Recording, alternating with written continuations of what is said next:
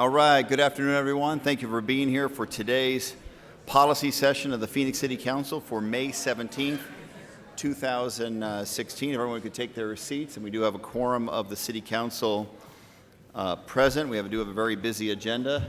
Today we'll be voting on our agreements with the employee organizations representing most of the employees of the City of Phoenix, as well as a vote on the City of Phoenix budget for 2016-17. At each of our policy sessions, we give the opportunity for City Council members to provide any information and/or follow-up requests. So now I'll turn to the City Council and see if they have those information follow-up requests. Councilmember Williams. Thank you, Mayor. First out, I want to give a shout out to Christine Mackey being named the Economic Developer of the Year. I know she's doing an outstanding job for the City of Phoenix, and I'm delighted that she's being recognized by other organizations for her great work. Also today at the Phoenix Mesa Gateway, we said farewell to Jane Morris, who has resigned to help with different members of her family who need her more, and it's sad to see her go, but she has really taken Phoenix Mesa Gateway Airport to a whole new level. Very proud of the work she's done, and she will be missed. Next District 1 breakfast is Friday, May 27th. Our speaker will be Judge Clancy Jane, and I just want to remind everybody to have a very safe Memorial Day. Thank you, Mayor. Thank you very much, Council Member. Other members of the Council, Councilman DeCiccio, please. Thank you, Mayor. I've just got one right now. There is a 7-year-old child in our city. His name is Hollis. He has an inoperable brain cancer, and I've been putting posts out and trying to see if there's anyone be willing to help donate some money to him. He's got a rare disease. It's called DIPG, which is an aggressive, rare, and inoperable brain cancer. And the Zoe Foundation is out there trying to help him out, and if anybody out there is willing to help send $1, $2, $10, whatever it is, I think that's be very money well spent for this young child. You can go to the donation page of GoFundMe page, which is under, just basically look under Hope for Hollis, or you can call my office at 262-7491, area code 602. The payments are also, they have a fundraising event. It ends tomorrow at Krispy Kreme, so you get to buy a dozen donuts for $10. You just got to let them know that this is what it's for, and then they will donate a big portion of that to this young child. And if anyone can help out, that would be great. Thank you, Mayor. Thank you very much. Is that any Krispy Kreme or a particular Krispy Kreme? I'm told that any Krispy Kreme in the city of Phoenix. Awesome. Zoe Foundation. Thank you very much, Councilman. Other members of the Council? Councilwoman Pastor, please. We've had exciting weeks. We had our first World Bazaar and Community Market on May 7th, Local First, International Rescue Committee, and our city staff and our staff and 30 vendors were out there enjoying themselves and saw great cultural events and also great food. Last week, we celebrated the end of Walk Phoenix pilot program at Encanto Park, and Councilman Valenzuela was there to cut the ribbon. I want to honor and thank Friends of Encanto Park for their fundraising to support the improvements at the park. I want to also thank Councilman Valenzuela for walking with me. We did a mile walk as my little Sophia ran to the playground. So. And I want to thank him for assisting me with Sophia. United Way is hosting a volunteer event at Golden Gate Community Center this Saturday at 9 a.m. Herbs and some vegetables that will be planted will be harvested and available to the community for free. Please come. Volunteers will plant summer items also. And then over the next 2 days, thousands of Phoenix Union High School students will be graduating, but thousands are already graduating, and many of our city staff have their sons or daughters graduating, and so it's a very active time right now in the sense of graduation. So we can also sense it in our traffic pattern. As you notice, schools are going to start to let out, and the traffic pattern gets a little slower, and there's less cars on the road, but that's exciting to hear. And then on Saturday, June 4th, the Flower Street Block Watch will be presenting awards to students who clean the area around the Pastor Bridge that crosses over McDowell Road to Isaac Middle School. So thank you for all that. I Thank you. do Please. have one comment. Hope for Hollis. He's close to my family in the sense that he goes to the same school as my kids. The Doherty family is really amazing in what they're facing and how they're facing it and how they're embracing it. They will be traveling over to, I believe, Germany to see if there's a medicine over there that will help him. So in echoing with Councilman Saldicicio, they are trying to raise money so that they could travel and be able to be there without debt-free in the sense of being able to care for their son. I also want to thank the Diamondbacks. There's many community leaders that are helping, but I also want to thank the Diamondbacks and really taking him on because he's an avid baseball player and an avid, he just loves baseball. And so they have invited him on Sunday. Him and his brother were able to throw the first pitch. And then tomorrow, they're going to be doing another event at the Diamondbacks. So just like to thank them for being a good community partner and helping this family get through this trying moment. So thank you. Thank you very much, Councilwoman. Vice Mayor. Thank you. I want to echo Councilwoman Williams' congratulations to Christine Mackey on winning the Economic Development Award. But she was not alone.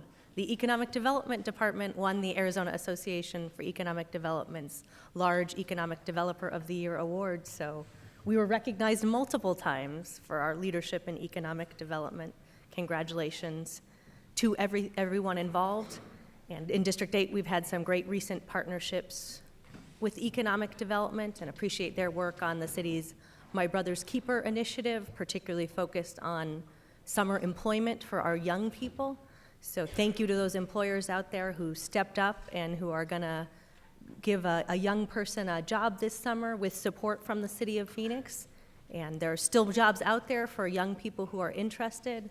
We also have lots of great summer parks programs for our young people, and thanks to Councilwoman Pastor and the rest of the board of Phoenix Union High School District, there's some great summer school opportunities, including at District 8 South Mountain High School. So a lot of good things can happen for our young people this summer. We have many other partners beyond the city, and this Saturday, the Omegas are convening their youth leadership summit, and I'm looking forward to joining them. They are great partners on My Brother's Keeper. Also this weekend, I'm looking forward to the Women of Color STEM Entrepreneurship Conference at Arizona State University. We have so many great women, both at the City of Phoenix and at our city jobs and broadly in our community, working in STEM fields, building the communities of tomorrow, so we can get a chance to celebrate and build on that success. Speaking of ASU, I was there yesterday. The White House brought a summit on LGBT equality issues, and we got to talk about the importance of the city's non-discrimination ordinance and my commitment to defending that in court. A big day on Monday. Congratulations to Mayor Stanton, who, along with Christine Mackey, Hank Marshall, and others, received the President's E Award for export service by the U.S. Secretary of Commerce. Real recognition for the mayor's initiative to dramatically expand exports, and one of the few cities in the country who's earned that recognition over years and years. So great news for all of the people who work and live in our city. Thank you. Thank you very much, Vice Mayor. Other members of the council? Sure. Councilman Valenzuela? Thank you, Mayor.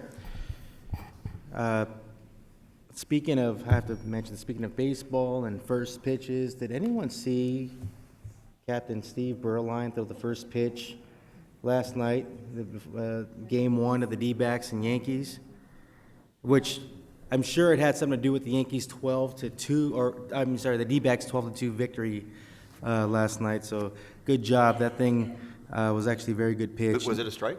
was actually a strike. Oh, good job. Yeah, yeah. Did a very good job. Not surprised. It was actually pretty good. So a couple of things I want to mention. The Hive Business Expo. This is the second annual Business Expo.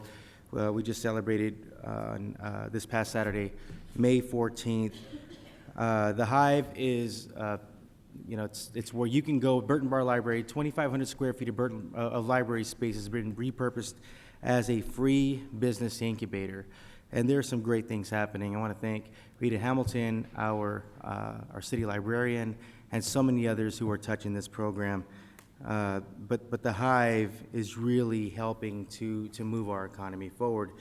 Get these numbers here. 31,900 residents have utilized the Hive at Central, the resources there. These are just opportunities to learn how to put together a business plan, marketing plans, just getting some mentorship and how to start a business, how to get your idea and help continue to fabricate it and create a business. 445 free programs have been facilitated. So far, since January 2012, 104 new startups have started out of the Hive. Just this year alone, 61 jobs have been created.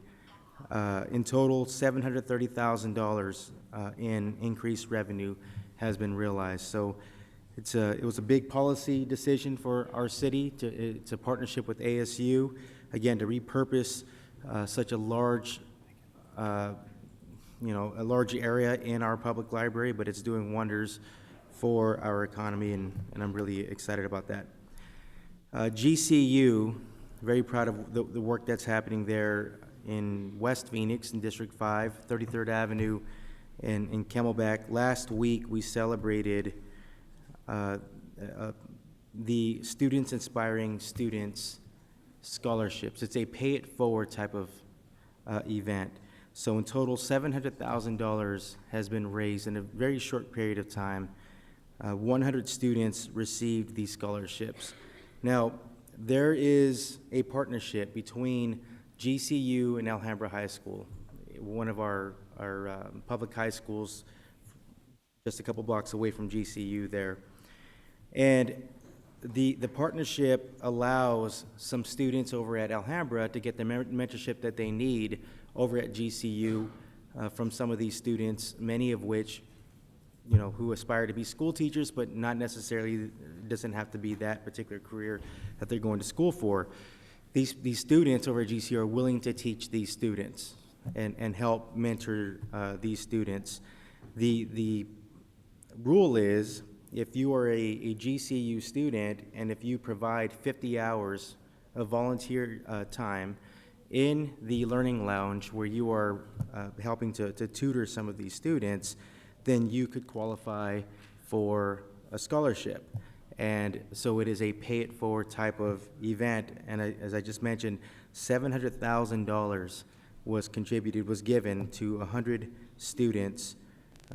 21 of them were Dreamers, which is just incredible. Many of these students from West Phoenix.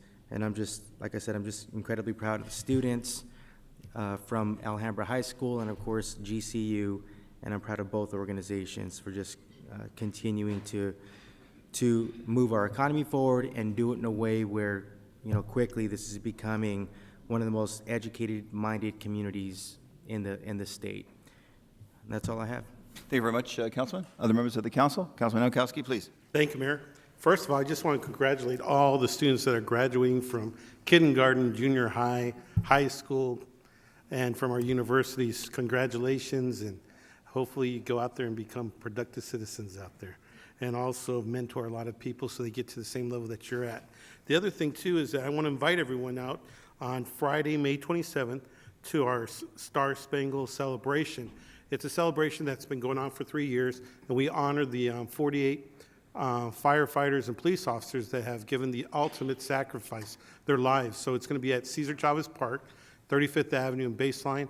It starts at 5 o'clock until about 10 o'clock. It's a great celebration. There's going to be a community fair out there.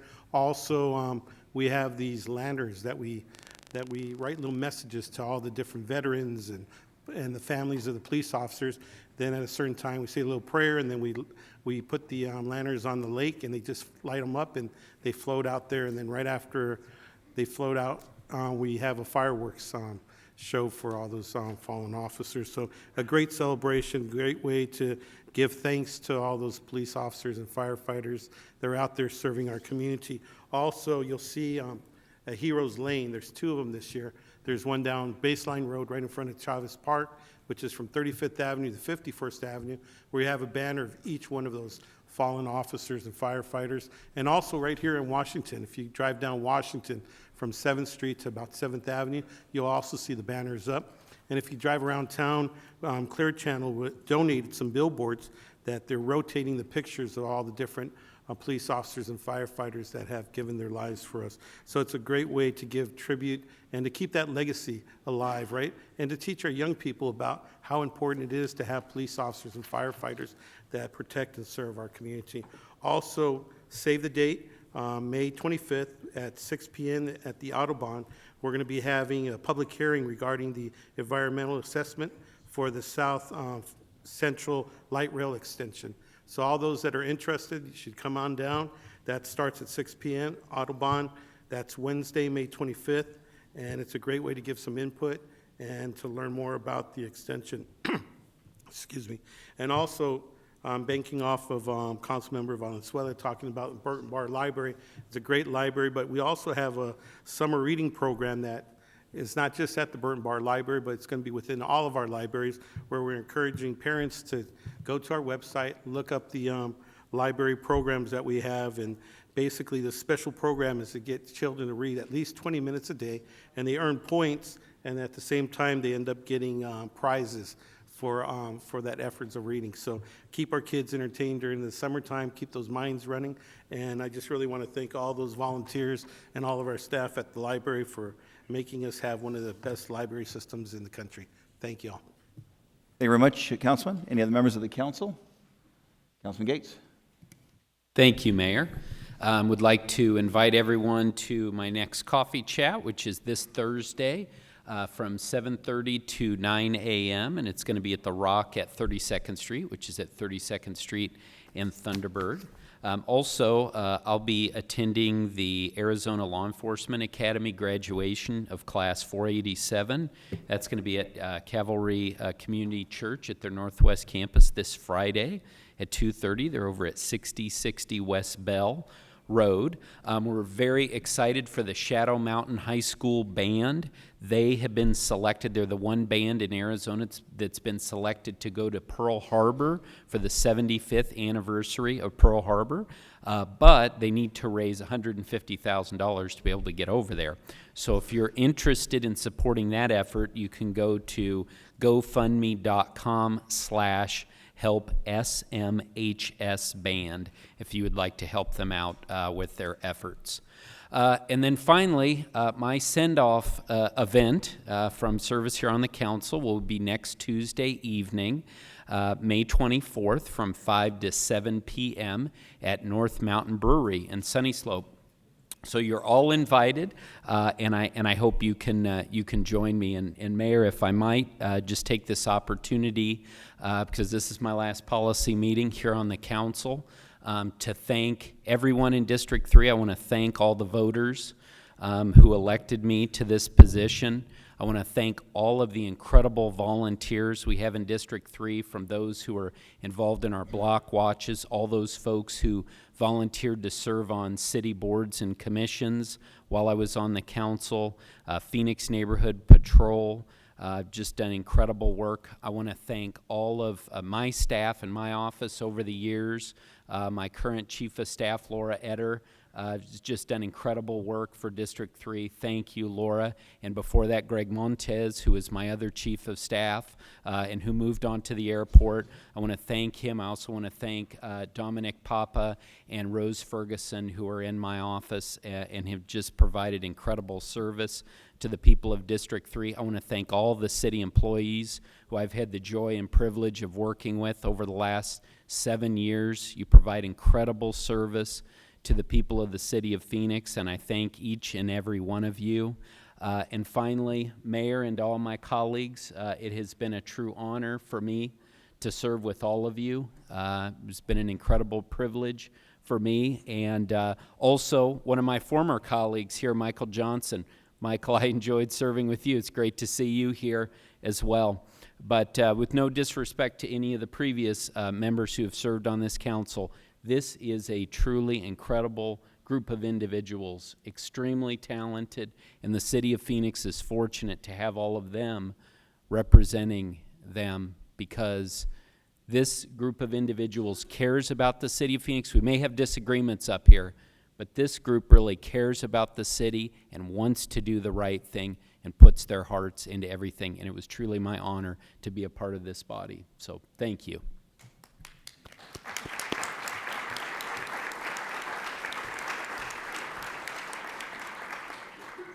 All right, thank you very much, Councilman Gates. We'll have plenty of time to share the love with you at numerous events moving forward, but I thought it was appropriate you took the time to do it here today, and I can't wait to drink a bipartisan brew with you at North Mountain Brewery for your going away party. That's going to be a lot of fun, and obviously you'll find soon enough that we are a lot more fun here at the city than they are at the county. Let's be honest. All right. Thank you. Any other comments by members of the council at this time? All right, let's move on to the formal agenda part of our meeting. Vice Mayor, do we have a consent agenda today? We don't have a consent. Okay. Do we have an executive session call? Do have a call for executive session. Mayor, in accordance with the properly posted notice and agenda, I move that the City Council, pursuant to Arizona Revised Statutes Section 38-431.02a, meet in executive session on Tuesday, June 21st at noon in the East Conference Room, 12th floor of the Phoenix City Hall, 200 West Washington Street, Phoenix, Arizona, and on Wednesday, June 29th, 2016 at 10 a.m. in the East Conference Room, 12th floor of the Phoenix City Hall, 200 West Washington Street, Phoenix, Arizona. We have a motion. We have a second. All in favor say aye. Any opposed? That passes unanimously. Mr. City Manager, do you have any reports and or budget updates today before we start the formal part of the meeting? Mayor, I do not. The next part of the meeting will be the formal agenda portion of this policy session. So in order to do that, we have to go into our formal meeting. Will the city clerk please call the roll and then read the 24-hour paragraph? Councilman DeCiccio. Councilman Gates. Here. Councilman Nowakowski. Here. Councilwoman Pastor. Councilman Valenzuela. Councilman Waring. Councilwoman Williams. Here. Vice Mayor Gallego. Here. Mayor Stanton. Here. The next five, did you want to read the 24-hour paragraph, please? The titles of the following resolution numbers on the agenda were available to the public at least 24 hours prior to this council meeting and therefore may be read by title or agenda item only. Resolutions number 21438 through 21442. All right, the next five items on the agenda will be public hearings and then subsequent votes for each of the labor organizations representing city employees. We will begin that portion of today's meeting with item number 2. Item number 2 is a public hearing and formal action on a proposed contract with Unit 1, the Labor's International Union in North America, Lyona Local 777. I will now open the public hearing on item number 2. Do we have any cards on item number 2? I have a series on item number 7. I'm going to make sure none of them are on item number 2. I have no cards here on item number 2. Is anyone here at today's meeting wishing to provide testimony before this city council on item number 2, the proposed contract with Lyona Local 777, going once, going twice? The public hearing on item number 2 is now closed. I'll now turn it over to the Vice Mayor to see if she has a motion on item number 2. Bless you. I move approval of item number 2. Second. Motion and a second. Is that a proper motion? Is that all we need for that item? Yes, it is, Mayor. Okay. So the motion is in favor of the city manager's recommendation in favor of the contract with Unit 1, Lyona Local 777. We have a motion. We have a second. Any comments by members of this council? Mayor, Councilman DeCiccio, please. Just a couple comments to those that are here. and you've heard me say this before, I don't believe that all job functions are the same. I think it'd be great if we could provide pay raises for everybody or even restorations for everybody. But again, the job functions that everybody's different, and I've never agreed with the fact of how this thing is usually put together, where police officers have the same pay scale or the same pay raises or the same restorations as others. And this is, just basically on my comments on the police department to show that where I think that there's a clear differentiation. It's never been more precarious today for our police officers than I've ever seen it. I mean, you've seen them being targeted around the country. Not, again, that I wouldn't want to be able to give everybody their restorations or pay raises or whatever you want to call it. It's just that not all job functions are exactly the same. The police officers have had to endure 500 to 600, depending on who you talk to, shortages in their department. We've seen extended times. We've seen officers literally getting in a situation where it's not just happening here, but others where they're being mocked. That's one thing. But the other part of it is they're also being targeted around the country. And you have groups from the Black Lives Matter groups that are out there calling them names. I know I'm going to keep calling this out. I'm going to keep doing it. Because across the country, they have been targeted. And it's because of the rhetoric that we're seeing. It's a bad time for them. And I think at the very least, not only do they get what they should be getting on this restorations, but they should also be getting a pay raise in the city of Phoenix. I know it's politically incorrect for me to talk like this, but I'm going to keep doing it, and I'm going to keep pushing back on anybody that keeps targeting our officers. Thank you, Mayor. All right, other members of the council, want any comments on item number 2? Councilman Waring, please. Thank you. Very briefly, and my comments can probably go for all 5 of these contracts. Basically, this is a tax and spend budget. We're raising taxes, property taxes, which is why I'm voting against the budget, to fund basically pay raises. I mean, that's effectively what's happening. Whether the raises are deserved, not deserved, who's getting them, that would be tough for me to swallow regardless. I also have concerns about the 3-year nature of these deals. They're usually 2 years. That extra year risk, really all the risk, is being borne by taxpayers.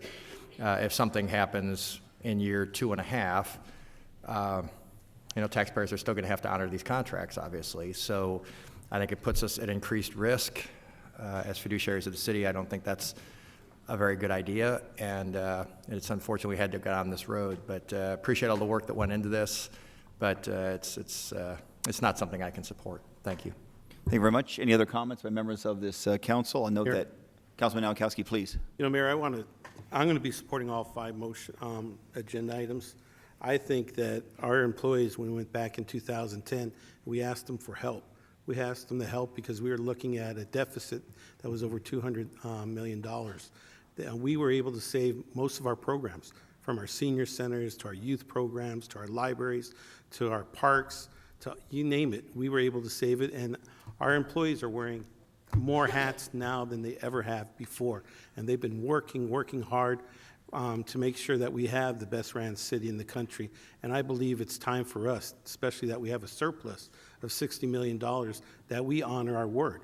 They gave us their word that they were going to take a 6% concession cut just to keep the city up and floating and making sure that all our residents are provided with the quality programs that we have. And now it's time for us to do the right thing and give back that, and make good that 6% that they've given us. So I just really want to thank all of our employees for all their hard work and continues to give that customer service to those individuals. And I know that it's long due, and I feel really happy and proud that we're able to honor you all by giving you taking you back to where we were 2010, 6 years ago. So thank you once again to the employees of the City of Phoenix, and thank you to my colleagues that have been very supportive on this. Thank you very much, Councilman Nowakowski. Any other members of the council have comments on item number 2? Councilman Valenzuela. Yeah, thank you, Mayor. I will be supporting all 5 of these contracts. I keep hearing, and I do want to comment on this, I keep hearing about how one group deserves more than the other, and so on and so forth.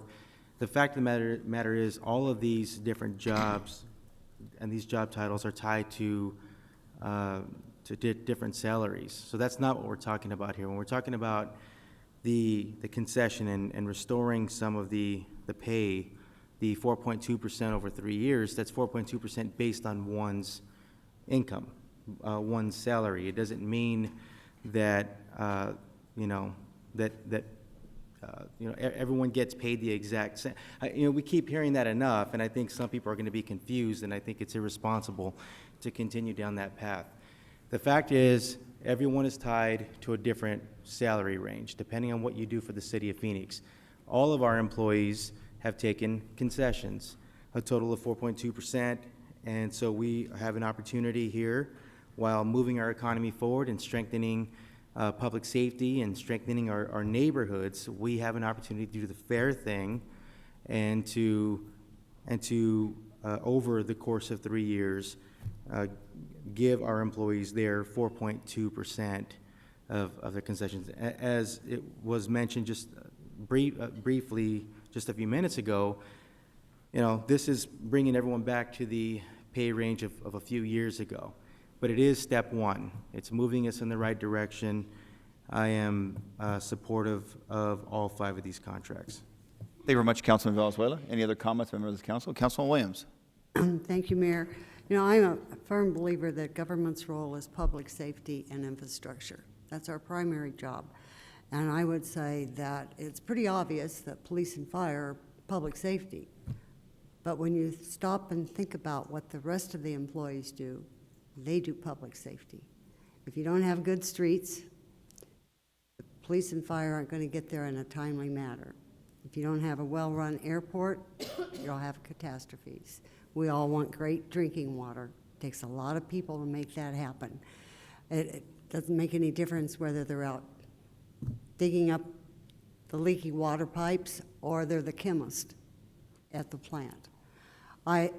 Neighborhood services, how many times do they go out there and make people cut their weeds so their house doesn't burn and their neighbors don't burn?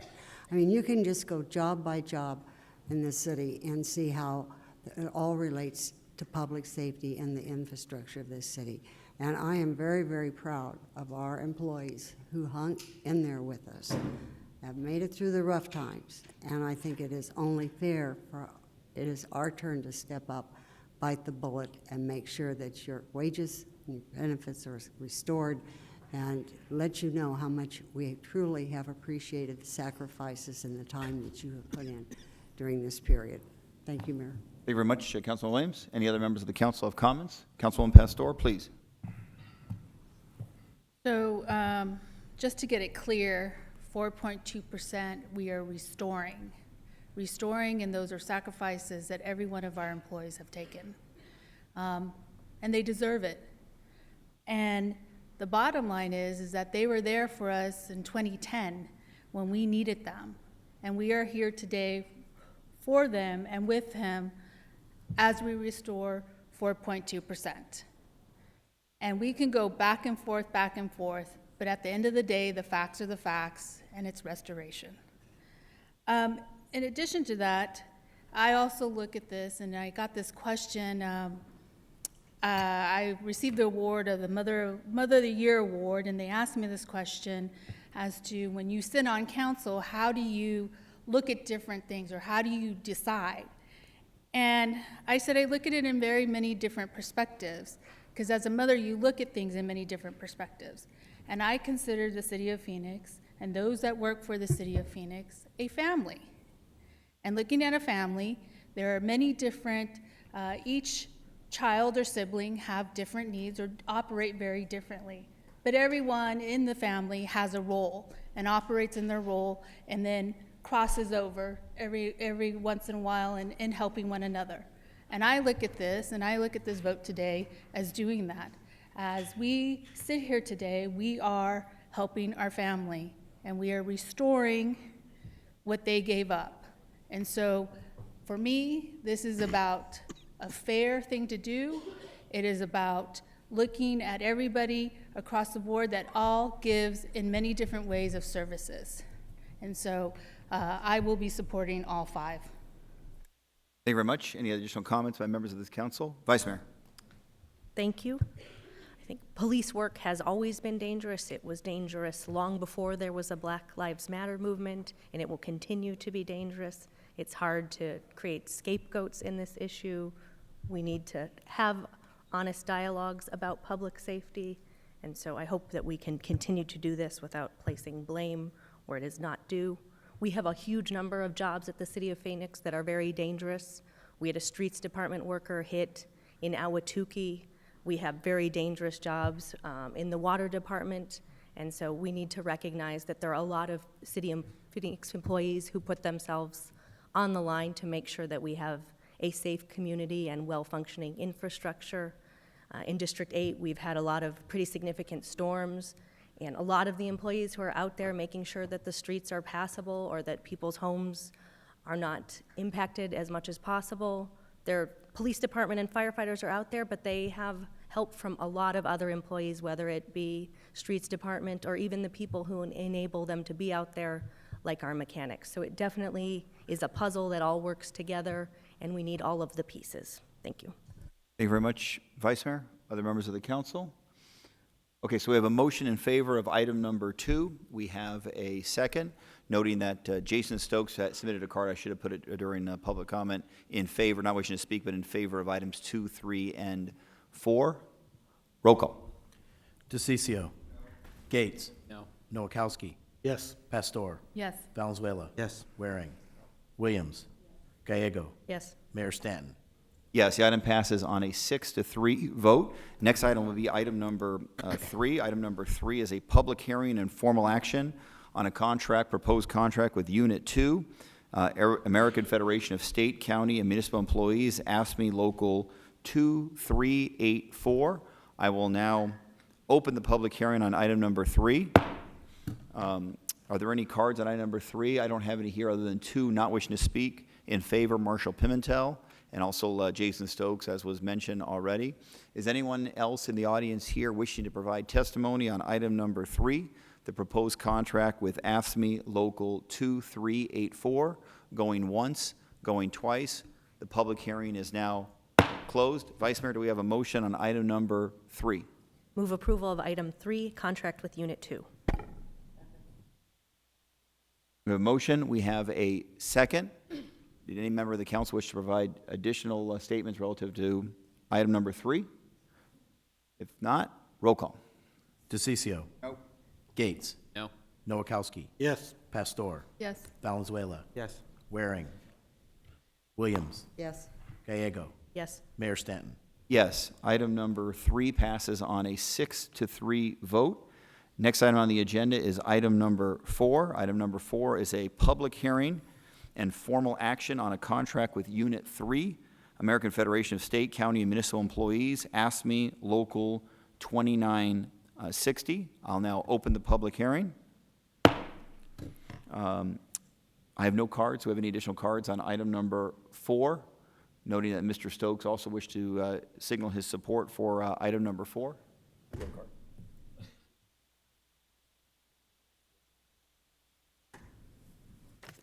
Oh, you're right. Thank you.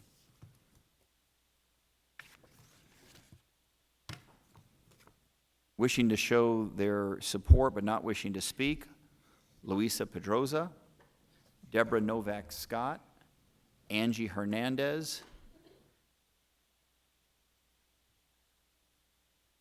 You really don't want to wish to speak, Frank Pacholi? I cannot believe it. No. Believe it or not. When you're winning. All right.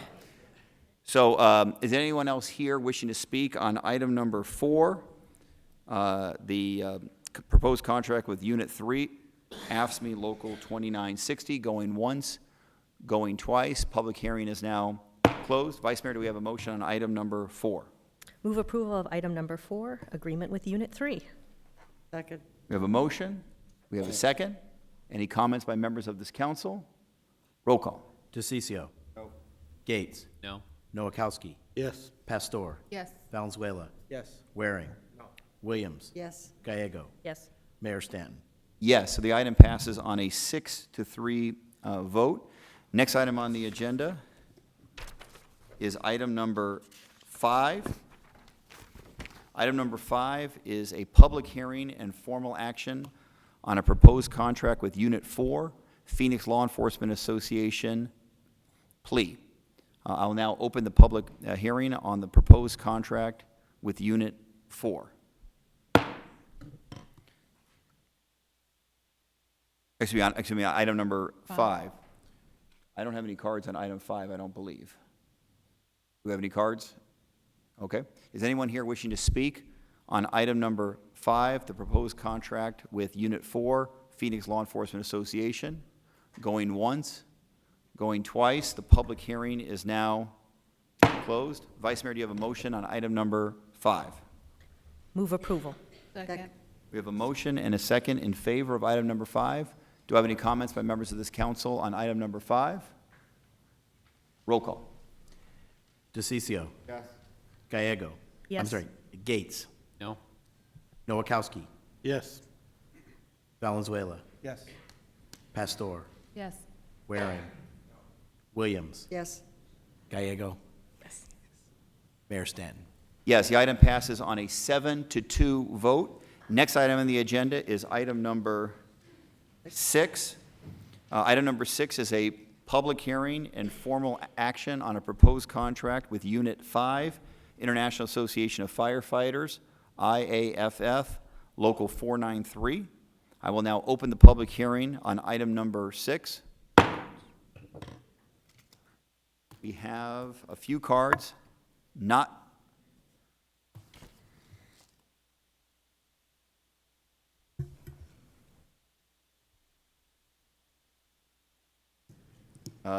we have one card in favor of item number 6, Steve Berline, who's president of the International Association of Firefighters, Local 493. Is anyone else here wishing to provide testimony on item number 6? Going once, going twice.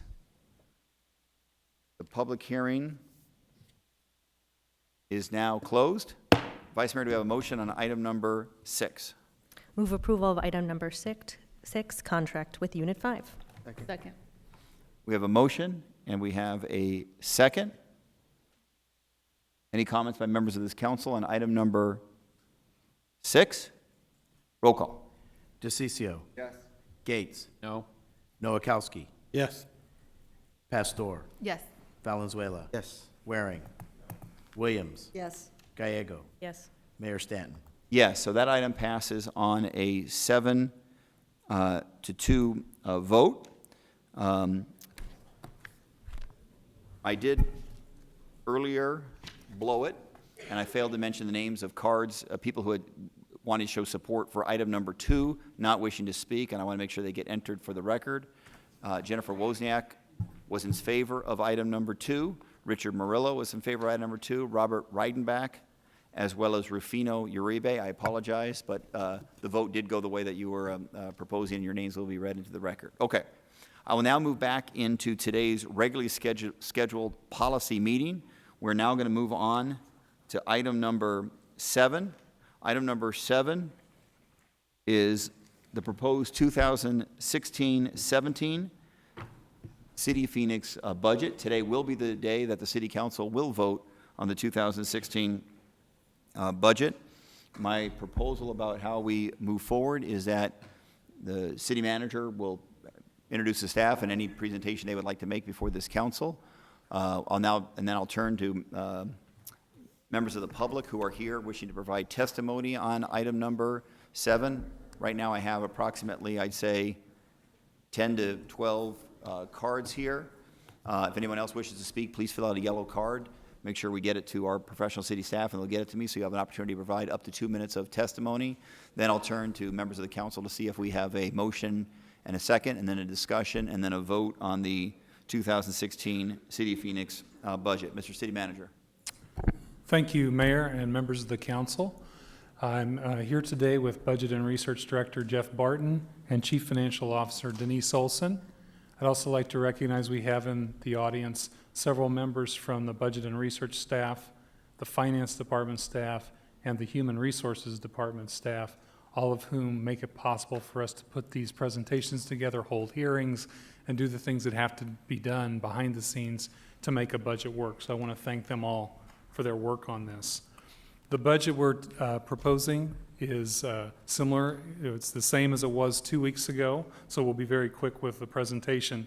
But again, it's really trying to achieve a balance of long-term revenue for long-term financial stability, restoration of needed services, and a response to requests for community needs in areas like public safety, youth, quality of life programs. You've seen this calendar, but just to note, today, May 17th, is exactly 2 months to the day after we released the trial budget, March 17th. So there have been 2 months of open public dialogue published on the city's webpage, 15 public hearings, and many other meetings that you all hosted, and I want to thank you for that. It makes our budget really unlike any other budget in the whole state of Arizona for transparency. And today we're at the council budget decision. Of course, in the future, there are some legal adoptions that will take place.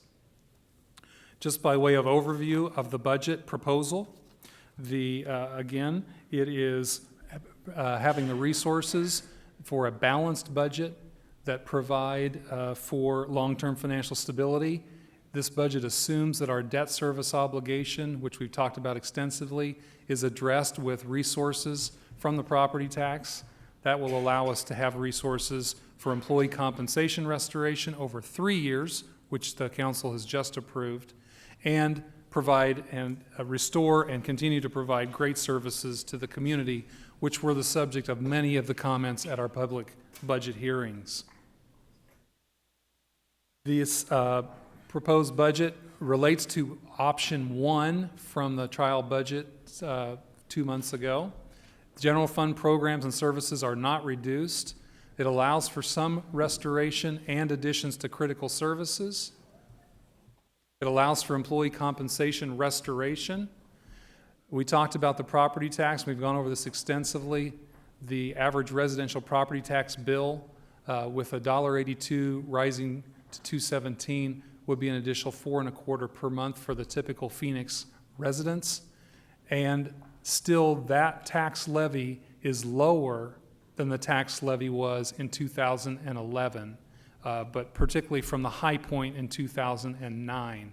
So even at $2.17, the tax levy is a lower taxation on Phoenix than it was 4 years ago, 5 years ago. And this is credit rating positive. This makes Denise's heart warm and glow that the credit rating agencies will view this as a positive for financial stability and long-term management of the city. There is a $60 million surplus. Much of it is one-time money, so we're being very careful with how we propose it to be allocated because we need to be cautious as we move forward with one-time resources. But these will allow us to address what we've heard are critical public safety needs, employee compensation restoration, and the community's needs. Just real quickly, the main changes from the trial budget. Originally, we were trying to program a 3-year body camera program for the police department. We've heard extensive conversation about body cameras. With some of the changes, including employee compensation, we have moved the body camera program to at most 5-year program. We are working closely with Chief Yonner to get it to be a 4-year program.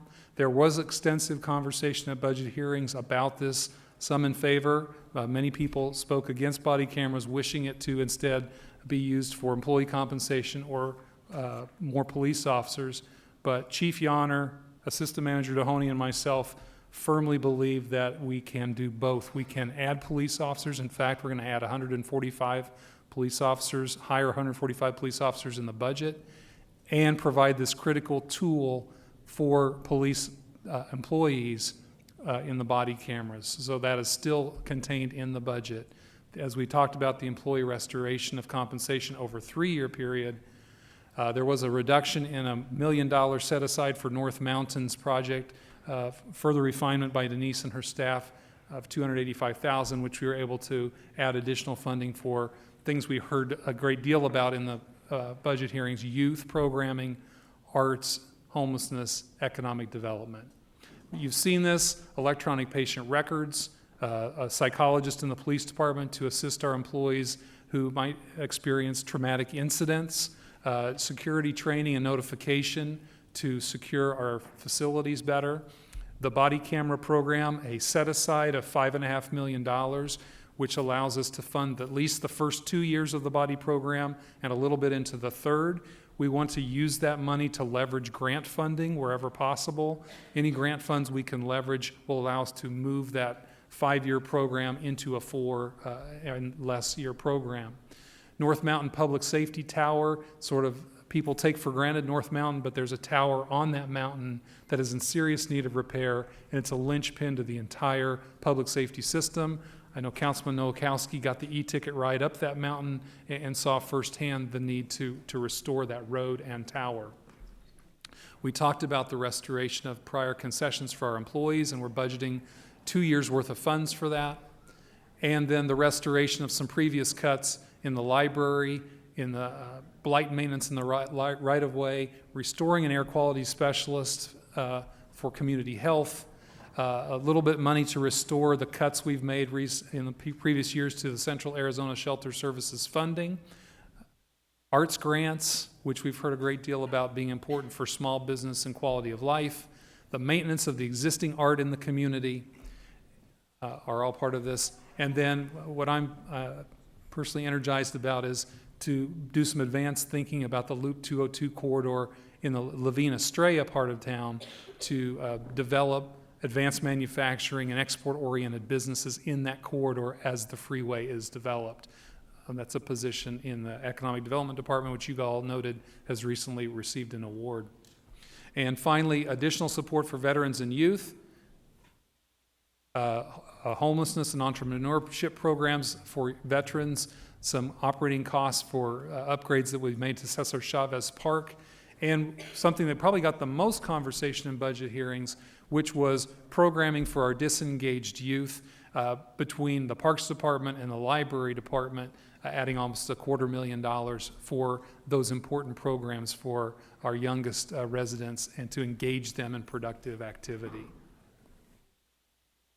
So again, Mayor, council members, thank you for advocating for this open, transparent process, taking this information, and for giving your feedback. As I said, we are here on May 17th for the approval of a budget that will be published so that we can meet the formal charter deadlines of June 1st and June 15th for council tentative approval and final approval, and then on July 1st is the adoption of a property tax levy. With that, Mayor, we're happy to answer any questions. Thank you.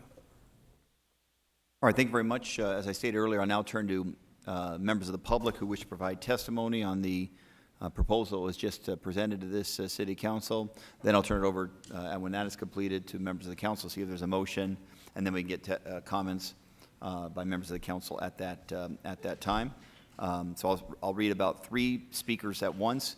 The first one come to the microphone. The other ones sit in this section marked reserve. That means reserve for you as you're queuing up to speak before this council. Each speaker will have up to 2 minutes to provide testimony. We're going to cut it off at 2 minutes only because many more cards have come in while I was speaking. So I think we're up to about 25 or so cards. So we want everyone a full opportunity to get before this council and give their testimony. The first speaker will be James Arwood, followed by former council member Craig Tripkin, followed by Reverend Reginald Walton.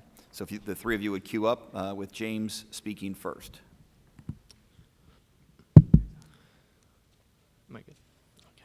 Good afternoon, council members. My name is James Arwood. I live in District 6, and I am the Vice President of Policy for the ASU Downtown Student Government. I wanted to bring to your attention a piece of this budget that includes the addition of 300 parking meters in the Roosevelt Row area. There's currently no plan to implement these meters, but as you know, ASU has a large number of students who depend on available parking downtown. We would like to request that any parking meters added in the Roosevelt Row area have 4-hour limits so that students may continue to have available parking.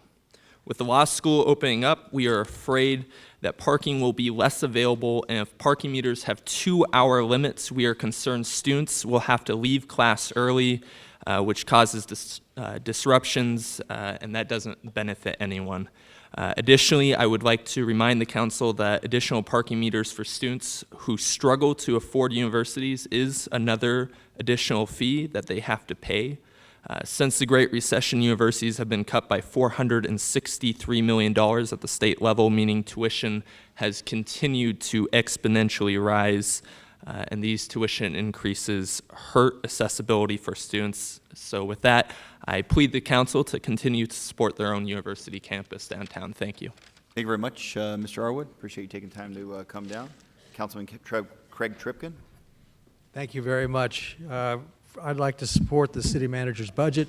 I represent Central Arizona Shelter Services, the regional homeless shelter in the area. The city is far and away our most important partner. It's not our only regional partner, but it's our most important regional partner. We also receive funding from the county, and I'll look forward to Councilman Gates on that one in the future. We receive money from Department of Economic Security. We saw 4,700 unduplicated people last year. We have 470 beds currently, and of that 4,700 people, 60% left within 3 weeks. That tells you something about the need, and it also tells you something about the success that we see at the shelter and how important it is to help people get a start and get a quick hand up and hopefully get out and be productive citizens. Again, I support the city manager's budget, and I thank you very much for your support. Can I, would Vice you Mayor? entertain a question, council member? With Councilman Nowakowski represents the campus, and I represent the people who live just south of it. Sure. And so we've been having a lot of dialogues, and thank you, about how the campus can work with the community and CAST. And one of the things that I think my constituents will be excited about is this memo mentions that there will be more case management services to clients. So I understand the ratio right now of case managers to clients is, I think, 80 to 1. It's, I think, 51 to 1 right now. Where is it going? Because I think our goal is always to end homelessness, to Sure. find people a great, stable living situation, hopefully a job if that's going to be possible. But case management is really important to getting to know each individual's situation, what solutions are available to them, and what resources. So what are some of the metrics of success that we might look forward to? Oh, that's a good question. You know, the stay is an important one. The shorter a person stays, usually they exit and hopefully have a successful exit, and that's certainly something we look at. I don't know if we'll be able to improve the case manager situation very much with this because of other cuts that we are receiving and seeing throughout the entire system. So I can't promise you that we will get much better in terms of case management. I think we can become more focused with case management. With the new welcome center that's being built on the campus, we'll hopefully triage people a little better so that we can move people who are case management ready more quickly to case management and successful case management, and move them out of homelessness, hopefully. So I think there is something to be said for being able to, and I hate to say this, but to sort of coordinate and smart our way out of some of the difficulties that we have. There are homelessness does not come in one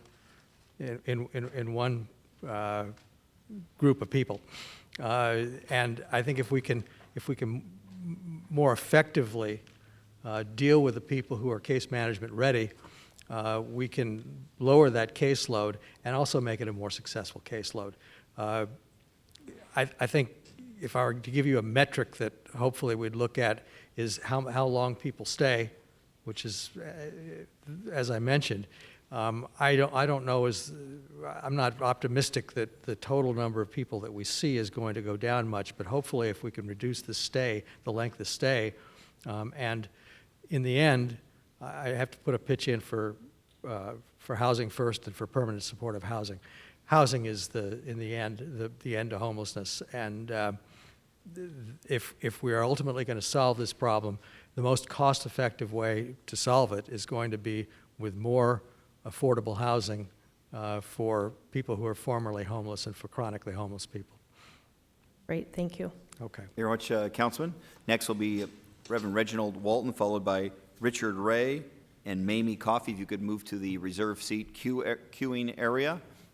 Reverend, good to see you. Good afternoon. Good to see you as well, Mayor Stanton. I stand today to ask that the council would take action on this budget proposed by City Manager Zerker and vote it in the affirmative. In particular, the main reason why I'm standing today is because of the body cameras. We see in the President's 21st Century Task Force on Policing, we see that that was one of the recommendations. Not only that, but this city, years ago when Councilman Johnson was unfortunately attacked by a member of law enforcement, we had recommendations that came forth out of that situation. And one of those recommendations was body cameras. It is now time to do so. The Human Relations Commission, of which I sit on, has recommended that body cameras be included. And yes, I will go on ahead and say I am the chair of Black Lives Matter.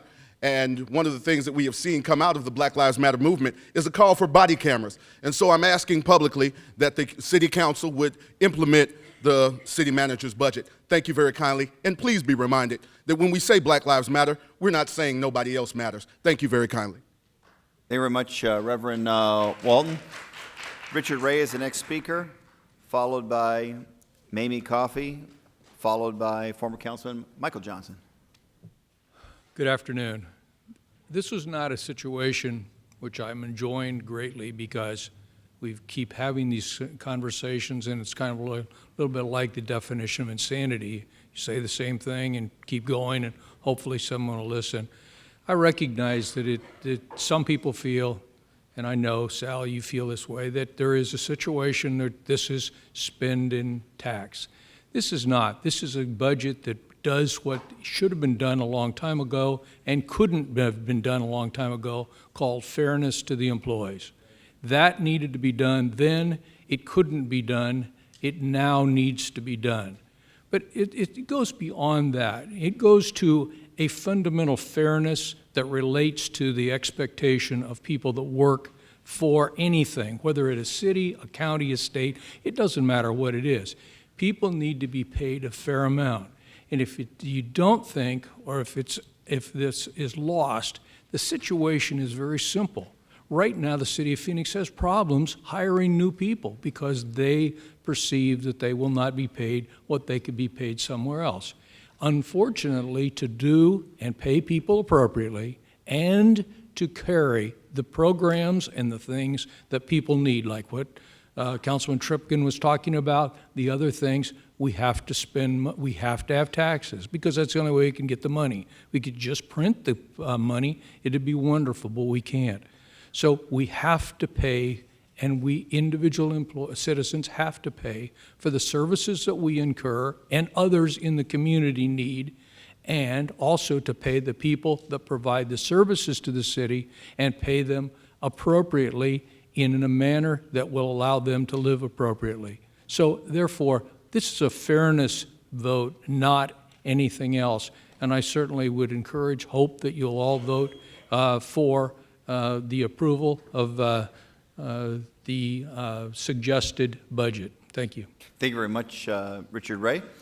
Next will be Mamie Coffey in favor of the proposed budget, followed by former Councilman Mike Johnson, followed by former State Representative Clovis Campbell. Good to see you. Hello. I want to, my name is Mamie Coffey. I'm the director at Camp Colley Foundation, and I want to thank you all first for all that you do to support youth and youth programs for our city's youth. We know that youth are our most vulnerable, among the most vulnerable, and they rely on us as family and community to help provide services to help them transition successfully into adulthood. Camp Colley is in a nonprofit public partnership with the City of Phoenix. We do the fundraising to provide an overnight summer camp experience to underserved and youth who find themselves in at-risk situations. And I want to express my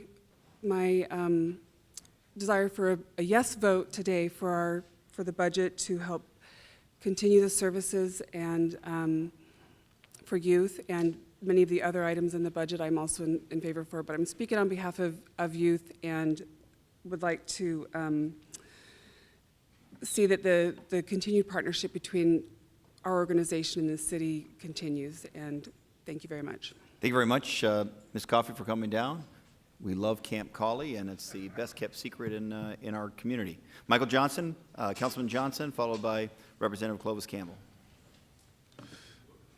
Hey, thank you, Mayor. First of all, let me just commend you on taking the opportunity as we go through the budget hearing and the budget processes that we go through, but also remind you that in 2010, we was in this same type of situation when we were actually sending letters out to police officers to lay them off and telling city employees that we were going to lay them off, and we passed the emergency food tax, which helped us save those employees. So I commend you on what you're doing now to restore those funds back to those city employees who have sacrificed over those years to maintain this city and keep this city functioning where it's at. This budget includes also the adoption of the tax levy, which is similar to what we have to do in order to be successful. I'm supportive of this budget in its entirety, which is also inclusive of the cameras. I'm very supportive as a retired law enforcement officer. I've been very supportive of law enforcement as well as all the city employees who I think have done a great job to make all of us look good. But if you talk about public safety and you talk about law enforcement, the City of Phoenix Police Department has always been one of the top and most innovative police departments known throughout the country. And equipping them with body cameras helps and continues to help them be innovative. It also helps for those things. This is a new era that we're living in with cameras. If people don't have cameras on their phones, people have cameras on their houses, stores have cameras. Cameras are part of investigations now. When officers are investigating, they go back, they review, they start looking around to see if there's any cameras anywhere, if they get picked up anything. Body cameras are a central tool needed by the Phoenix police officers. It's not a, more officers or cameras. Both of these can be accomplished, and I hope that you would support this budget in its entirety to continue to support public safety. And Councilman DeCiccio, that would give the officers the opportunity, so there's always two sides to every story. And when they have body cameras, it gives that opportunity. It not only provides protection for citizens, it provides protection for those officers out there so that we're not seeing just one-sided videos. I see you, Mayor. Thank you. Good to see you, Councilman Johnson. Unlike the good old days when you were on this side of the dais, we can cut you off at 2 minutes at this point. I saw that little wave. All right, Representative Clovis Campbell, followed by Jadestrom Shamseed Dean, followed by Suzanne Thrain. Good afternoon, Mayor and council members. I stand here to support this budget that you've done, and City Council, Manager Zerker has worked so hard with his team on, knowing how hard it is to work on a budget, and I've been there at the process at the state legislative level, and it's more transparent than I've ever seen one before. I said at so many different budget hearings that you had, and you guys did a great job. It's a lot different than it is at the legislature, where we had to wait for Mac and Gatos to tell us what's going on with the budget.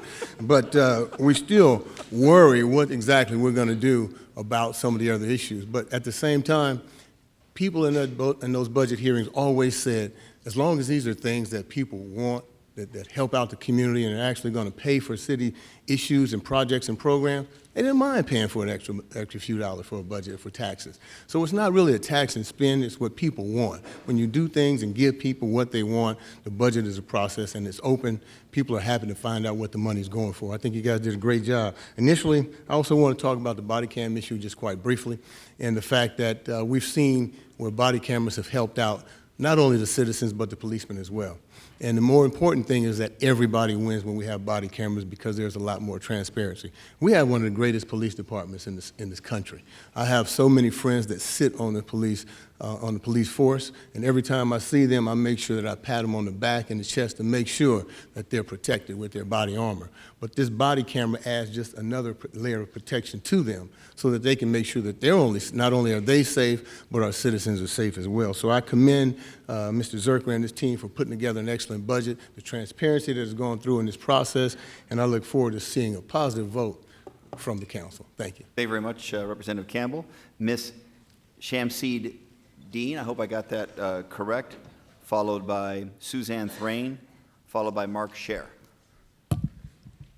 Good afternoon. Yes, you did get it right. My name is Jade Storm Shamsuddin. I am the president of Mirror Image Incorporated, based out of Laveen, Arizona. We're home office, operating as a neighborhood organization, operating under the 501c3 federal code as a nonprofit.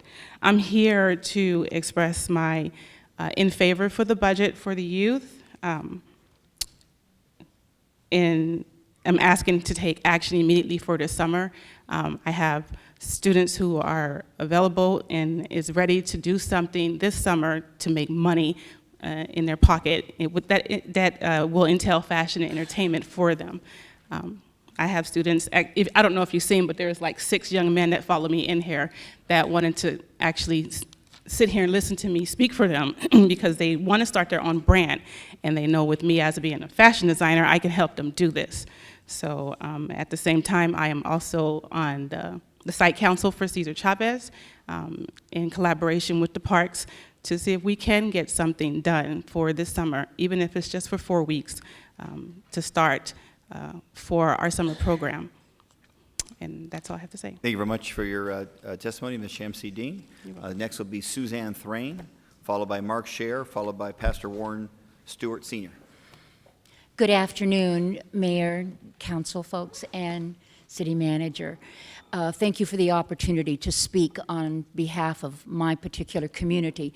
I'd like to mention first, go to Estrella Middle School and check out the young man named Ricky who's going to Georgetown for medical science and all kinds of wonderful goodies coming from the brain. And I'd like to also remind you that we have a new commander named Jimmy Burgett, who I used to watch play baseball, and he graduated from Trevor Brown. Now to the to the more serious issues. I'm here to speak on behalf of the body cams. You've all seen the news recently of the shooting that took place just very recently, where a man ambushed 2 officers from the precinct in which I live, Maryvale Estrella Mountain. One was shot in the safety vest, and the other was wounded in his arm. Blessing for those officers is that one had on a body cam. That's going to save a lot of ache and pain as that is continued to be investigated. For any circumstance, whether it is an encounter with an irate neighbor or someone who has the right to be screaming and needs to be screaming, the fact that there is an opportunity for the officers to wear that body cam protects all of us. It protects the police officer and the residents of this city. And this is something we sorely need. I'd like to also just for a second mention the fact that our firefighters and all of our first responders, our police and our firefighters deserve every possibility for safety in mind, body, and spirit.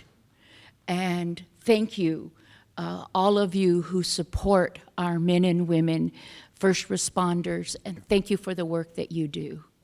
Thank you very much, Ms. Thrain, for your comments and all you do to support neighborhoods throughout the city of Phoenix. Mark Scher is next, followed by Pastor Stewart, followed by Judy Giles.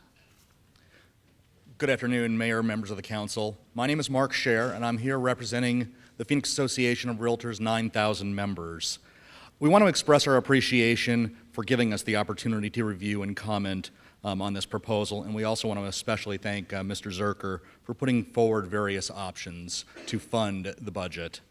After careful consideration of the options that Mr. Zerker has put forward, we strongly encourage the mayor and members of the council to choose another option other than increasing property taxes. We do not believe that increasing property taxes is a fair or equitable solution. Option one, increasing property taxes by 19.5%.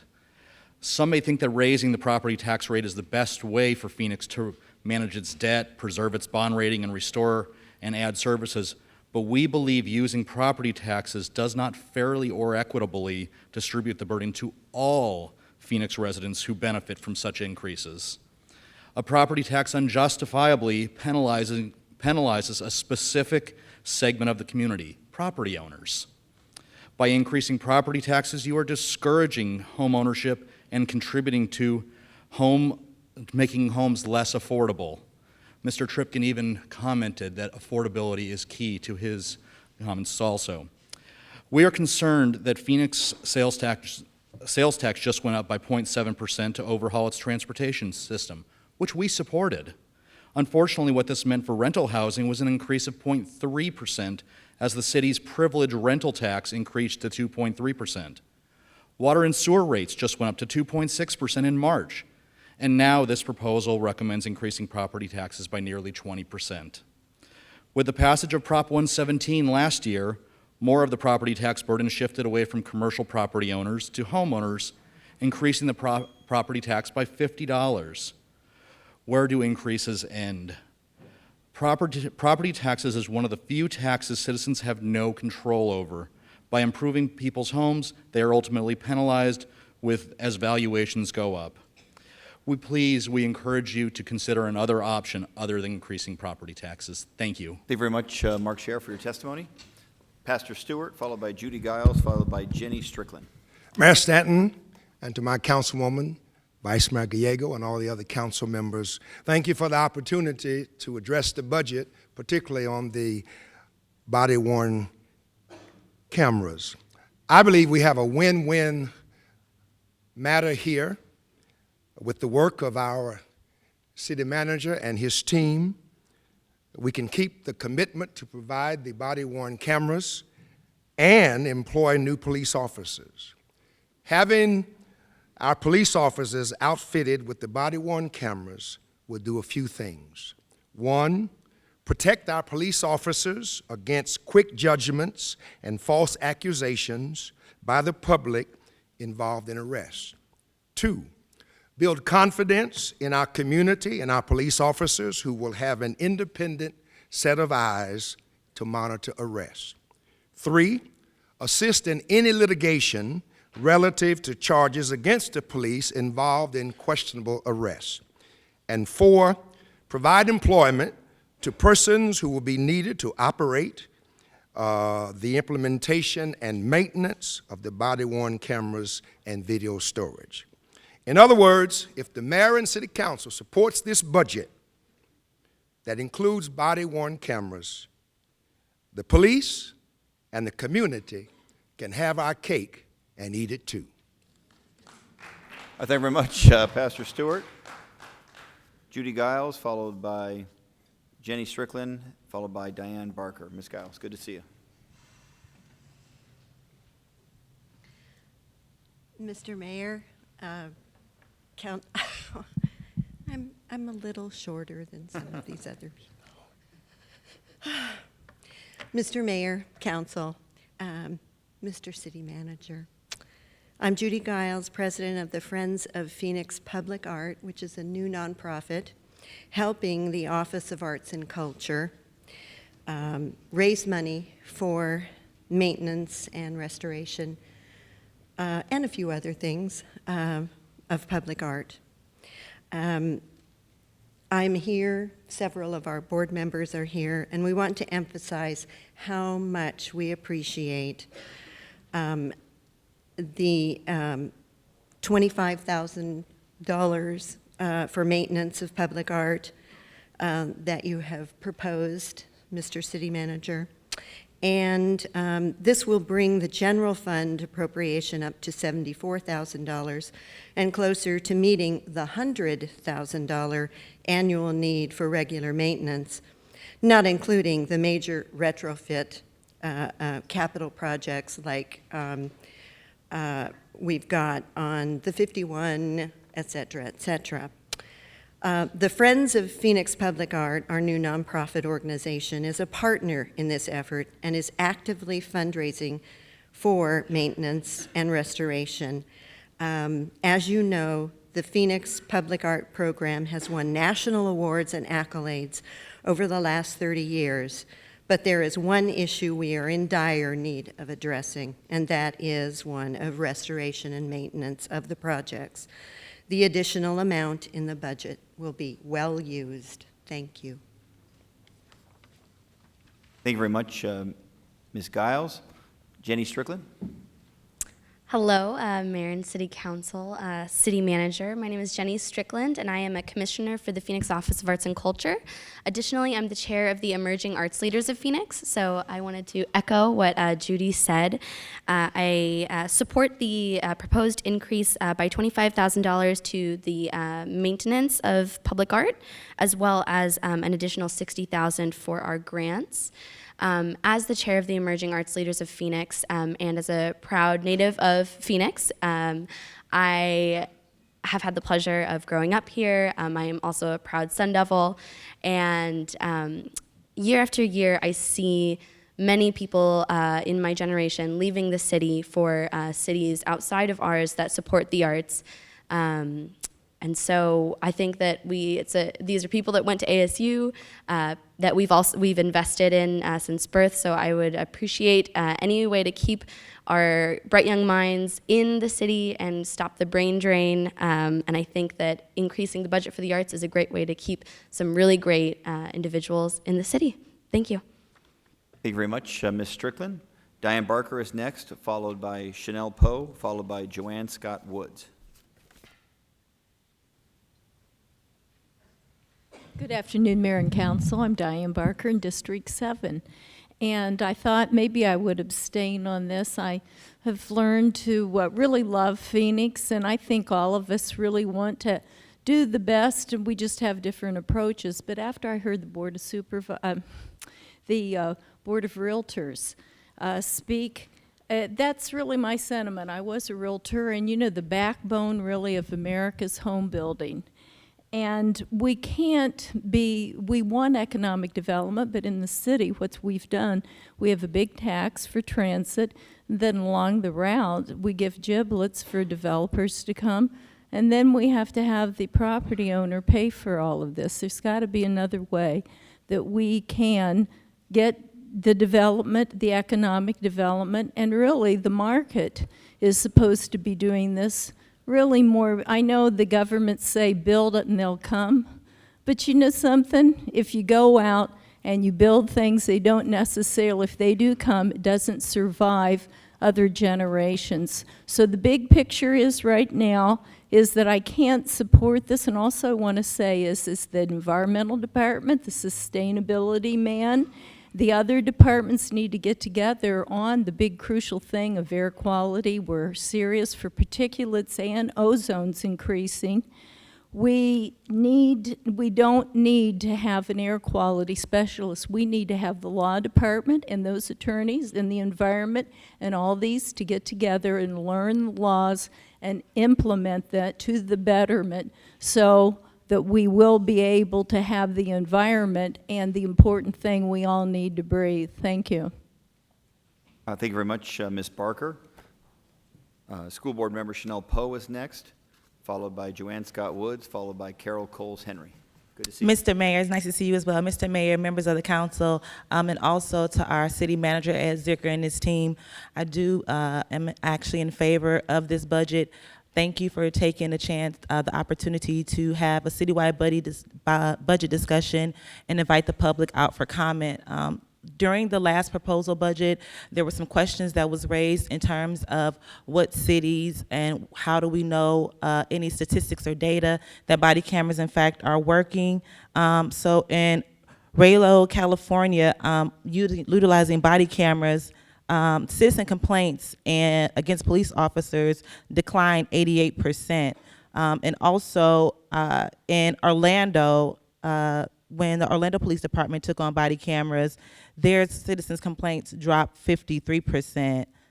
There was a study done by the University of the Cambridge Institute that says that filming modified the behavior of all involved. I want to appreciate you all for taking the time last year, and the year before, all the work that we've done meeting with one another, with community stakeholders to talk about the importance of transparency and also public trust, which ties in with body cameras.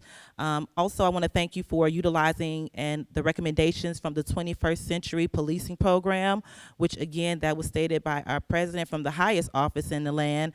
That is a great recommendation. Going forward, we will hope to see the body cameras implemented if we could.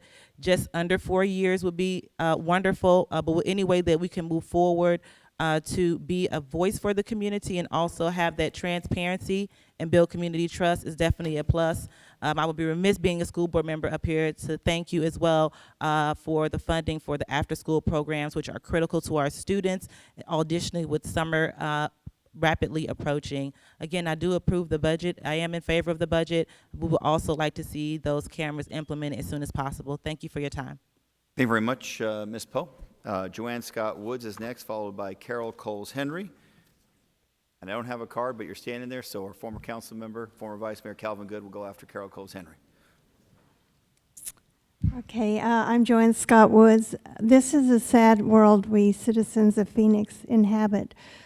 For 5 years, there has been no political will for funding all 3 of these objectives: to keep the public and law enforcement protected through the transparency of body cameras, to fully reinstate salaries for our officers, and to never establish a means for an effective early identification system with multiple thresholds to help save the lives of the public and our officers, as well as the careers for those at risk for violent behavior.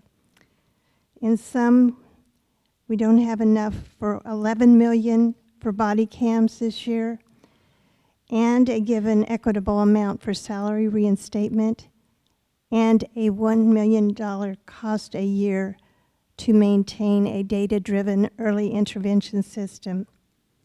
But the city manager, mayor, and city council do have the political will to promote the building of a new sports facility for $350 million. Thank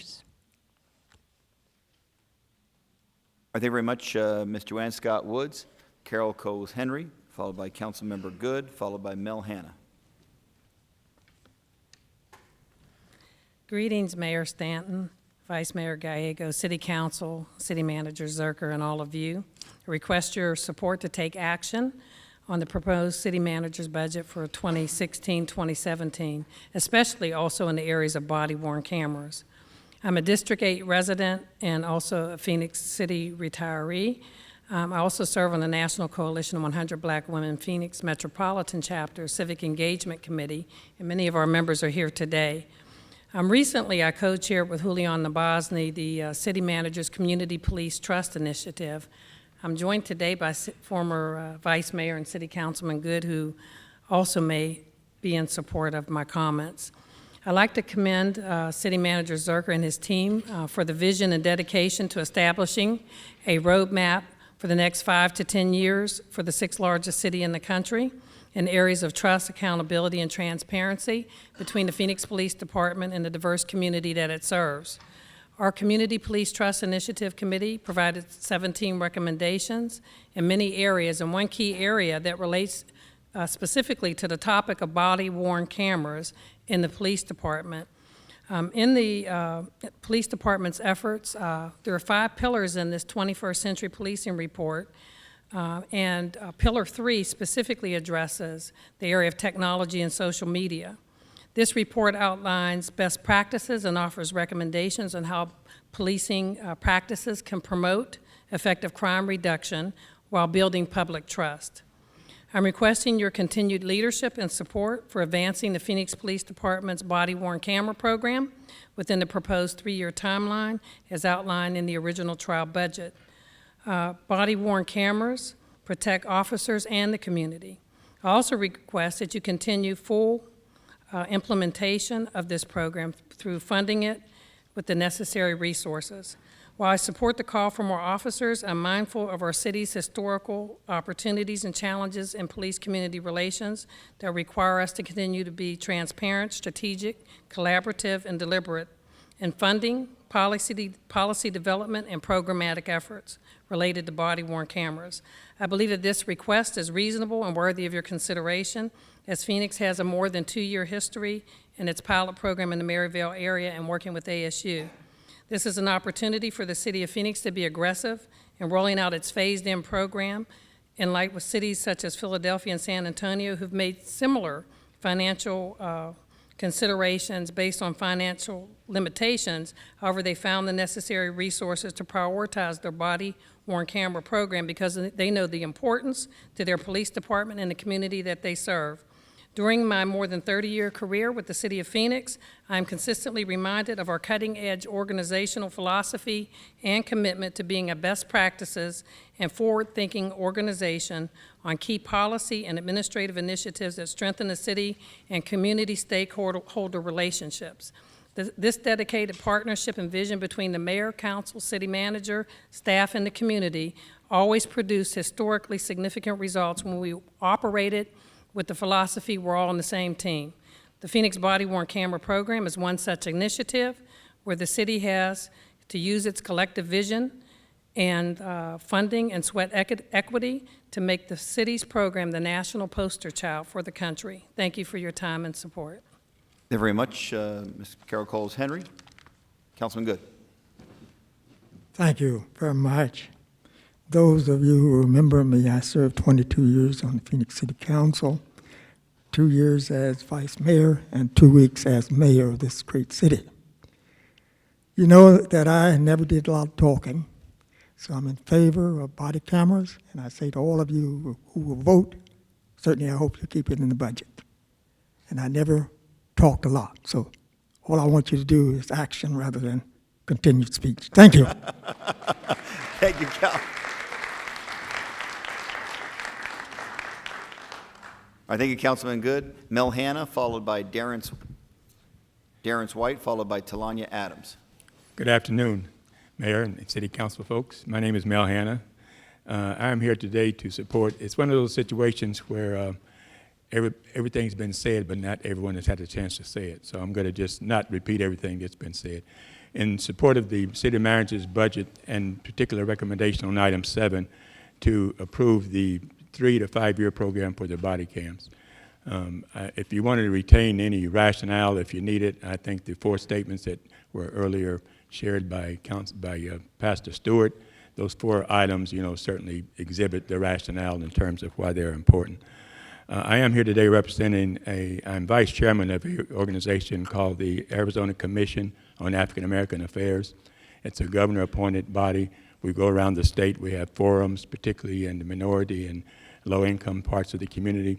We've had 4 forums so far, and I can guarantee you that in each one of those, one of the major items in terms of our justice discussion has, in fact, been police and community relations.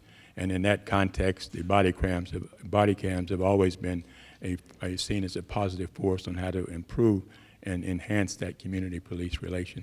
And as it has been mentioned, certainly it also serves as a deterrent to unduly accused officers who are out there doing a tremendous job, as we all know anyway. So on behalf of the Commission on African American Affairs, I do want to recommend that the council approve the budget, particularly the recommendation of the city manager and the police department on the body cams. I am a resident of Phoenix, live in 4159 East Silverwood Drive. My councilman not too far to my left today is Councilman DeCiccio, and I'm pleased to be here and hope you can support this item. Thank you. Thank you very much, Mr. Mel Hanna. Next will be Darren White, followed by Talanya Adams, followed by Dr. Ann Hart.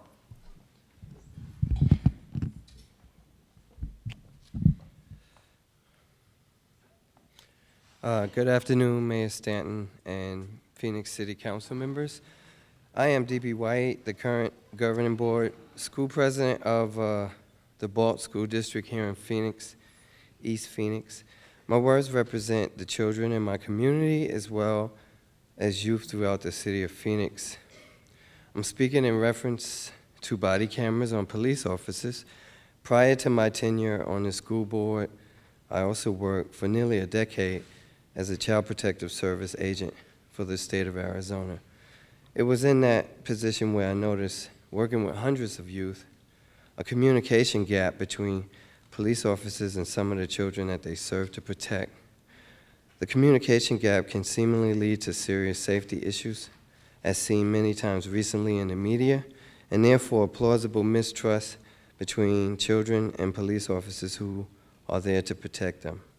I feel the camera's goal to show tangibility of actions occurred as well as transparency for review and possible future litigation. The city of Phoenix has a history of strong policing policies and safety concern, as well as a call for body cameras on its offices. It's not a fad, but a necessary call to action. My district continually looks for cooperative communication efforts with police officers, and I feel cameras on police officers offer such an opportunity. I want to thank Phoenix police officers for your service in a dangerous and stressful endeavor and dedication to overall best practices to a safety-first focus. Good afternoon. Thank you very much, Mr. White. Next will be Talanya Adams, followed by Dr. Ann Hart, followed by Tom Chapman. Good afternoon, Mr. Mayor. Thank you for allowing me to speak. I just came today to support the city manager's budget recommendation in whole and specifically as it relates to the body-worn cameras. I personally think that body cameras have a substantial impact on the quality of life of African American citizens and all citizens, as well as our policemen. I have done ride-alongs with police. I understand their role in the community, and I think body cameras offer safety both to individuals on both sides of the equations. The police officers themselves as it relates to liability, culpability, and their duty to protect and serve, and to citizens in each and every community in the city of Phoenix. And I think body cameras will help with both safety and transparency, as well as mitigating risk on both sides of the equation. So I just stand here in support. I thank the city manager for his proposal and would ask that each of you vote in favor of this budget. Thank you very much, Ms. Adams. Dr. Ann Hart, followed by Tom Chapman, followed by Benjamin Taylor. Good afternoon, Mayor Stanton and all the represented council persons that are here today. And I am representing a representative of District 8. And I am also the president representing the Maricopa County branch of the NAACP. And City Manager Ed Zucker, you did a wonderful job with our committee in the last 2, 3, 4 years. I've been a part of this committee, community engagement, as it goes back to 2010 with the incident with Councilman Michael Johnson, as well as the recent committee in which you facilitated with the awesome leadership of you, Milton Dahoney, as well as you, City Manager Zucker. As a citizen and a community person who's been very involved in city functions over the years, I've been a part of the Excessive Use of Force Board, the Discipline Review Board, and many other adjunct City of Phoenix community committees. And it's been a very enlightening experience to have been a part of that as a community member. And you have had times when there has been some doubt or apprehension as to what and really what happened. We're in the 21st century today, and a lot has transpired since a part of the baby boomer experience, and luckily embracing the new millennium. So we go from no cell phones and many other technology needs to having the opportunity to have everything that you need to keep everything out of question. There is no need any longer to deny the community the preferred privilege of having an opportunity to not be able to second guess anything that happens in a moment of heat or a moment of when you have to make quick decisions, and we've all seen that around the clock. And we have very two high visible examples here. and one in which I'm very close to, and that would be of Michelle Kuzak, who is a member of another organization that I'm also president of, is the National Council of Negro Women. And we applaud the work that you've done, City Manager Zucker, and we would like to, not only Mayor Stanton, to be able to support this endeavor with the budget, which I support, and we talked about this 3-year rollout, and I'm supportive of this, but I'm hoping it doesn't go beyond and go into the field of where you forget what we talked about. We want to continue to protect, and when that doesn't happen, I would like to minimize opportunities of complaint coming from our community and citizens to our office, the NACP, and myself, because I know the city has done their job to follow forth on the commitment in which we all have worked under for the last 8 or 9 years. So thank you for pushing this initiative, and I would like to just pronounce my support, organization support, as well as the committee. Thank you. Thank you very much, Ms. Hart. Tom Chapman is next, followed by Benjamin Taylor, followed by Mark Robert Gordon. Mr. Chapman. I'm here today as a former member of the Arts and Culture Commission, and particularly as its former advocacy chair. And I'm here to support item number 7 and to support the work that you're doing for the arts and what was in the arts budget particularly. And also to give a real wonderful shout out for our terrific Arts and Culture Commission under the wonderful work of Gail Brown. And thank you for letting me go before Bill Shepard. Thank you very much, Tom Chapman, for your leadership. Benjamin Taylor, followed by Mark Robert Gordon, followed by the aforementioned Bill Shepard. Good afternoon, Mayor, City Council. I am Benjamin Taylor. I'm an attorney here. I'm a member of the State Bar of Arizona, and I actually practice right across the street in your city of Phoenix courts. And if you ask many of the prosecutors, they would support the budget and the body cameras. Why? Because it's about trust, it's about transparency, it's about truth in the justice system. If you show the jury the officer's camera, the jury can see exactly what happened, bottom line. So there's no ifs, ands, or buts about it. A lot of these cases are he said, she said, hearsay, but you have a camera, you can actually see what's it about. So I'm in support of the body cameras, I'm in support of the budget. The budget also calls for hiring more police officers. So it's a win-win situation. You can hire more police officers, you can get body cameras, you can do both things in this budget. So in support of the attorneys I've talked to, prosecutors and defense, we are definitely in support of this budget. Thank you. Thank you very much, Mr. Taylor. Mark Robert Gordon, followed by Bill Shepard, followed by Rex Goldbrinson. Mr. Mayor, members of the council, I am speaking today on behalf of the Friends of Public Art. I am a board member. It's a new not-for-profit to support the city arts budget.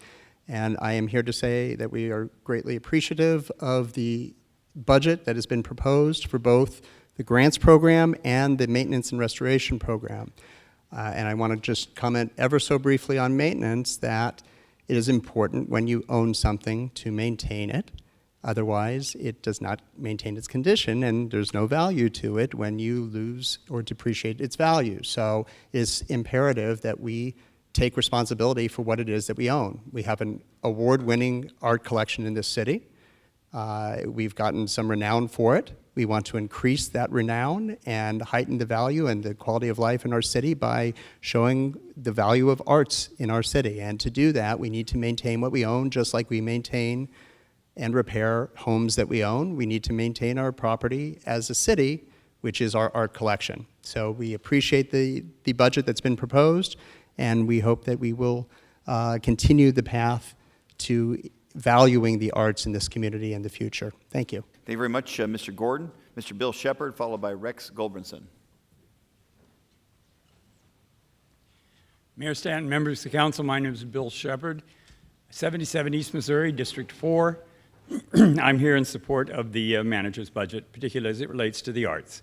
I'm particularly happy about the additional $60,000 in arts grants. That doesn't mean I've lost track of the ultimate goal of $1 per capita, but this is a good step in the right direction.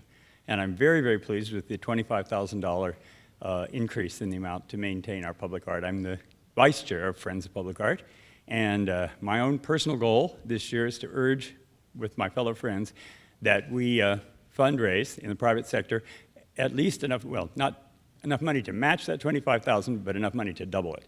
And this gives us a very good incentive to do that. So I urge you all to pass this budget. Thank you.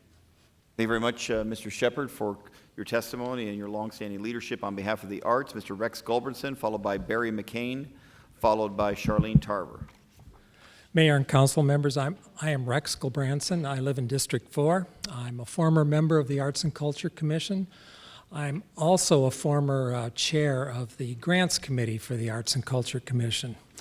First, I'd like to thank you for your past and continuing support of Phoenix Arts and Culture. It really means a lot to the local arts community. I'm also here to encourage you to support the additional $60,000 budget for the grants program. As a former chair of the Grants Committee, I just can't even begin to tell you how painful it was at times where we were not able to support worthy arts programs throughout the city. The additional $60,000 will be used for general operating support grants, and this is funding which is unrestricted, and the grantees can use it however they wish for administration or for supporting programs, but it's up to them. And this is a type of support that's really highly valued by the grantees. $10,000 of this money will be used to support two $5,000 grants to small organizations. These are organizations with budgets less than $250,000 annually. And that will bring the total of up to 9 small organizations that the city will be able to fund. The additional $50,000 will be used for mid-size organizations, and those are organizations with budgets between $250,000 and $2.5 million. And this funding is allocated by formula based on the organization's budget size. So the grants will range between $7,500 up to $16,000. And with the additional funds, we'll be able to fund 14 mid-size organizations. So with that, I once again want to thank you for your support, and thank you. Thank you very much, Mr. Gulbranson. Barry McCain is next, followed by Charlene Tarver.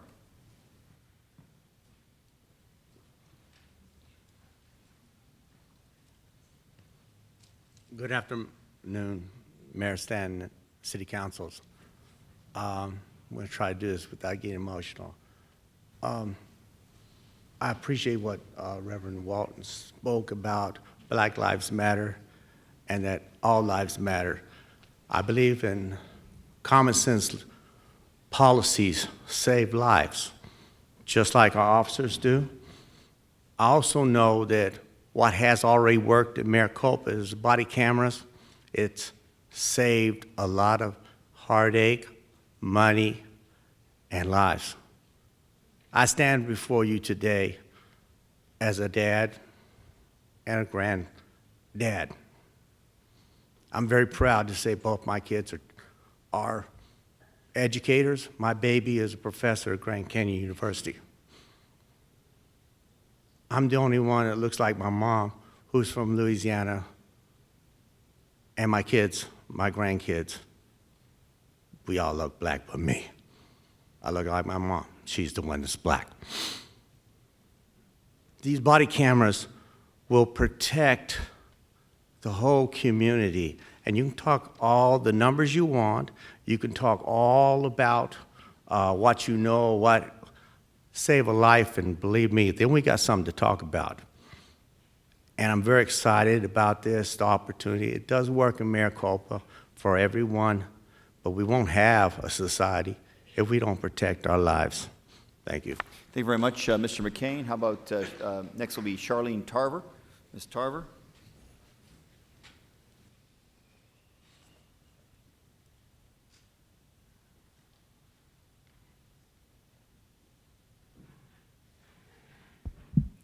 Good afternoon, Mayor and City Council. My name is Charlene Tarver, and I am also a local attorney here, as well as the president of the National Coalition of 100 Black Women, the Phoenix Metropolitan Chapter. I'd first like to start by applauding the leadership of the city manager and the mayor on the issue of body cameras, body-worn cameras, and we know that the city has a commitment to those cameras and to advancing the program to that effect. In 2016, the City of Phoenix was awarded a U.S. Department of Justice Smart Policing grant for 150 body-worn cameras. The city also implemented a pilot program of 100 body-worn cameras in Maryvale more than 3 years ago, evidencing the city's leadership and demonstrated commitment to body cameras. Stretching out implementation of the body camera program for an additional 5 years or more is not the most effective strategy for the 6th largest city in the nation. We urge the city to look at best practices in comparable sized cities and throughout the Department of Justice to find meaningful ways to align our law enforcement efforts with the protection of our disabled, mentally ill, and homeless populations, as well as our officers. And this is exactly what the President's 21st Century Policing Report provides.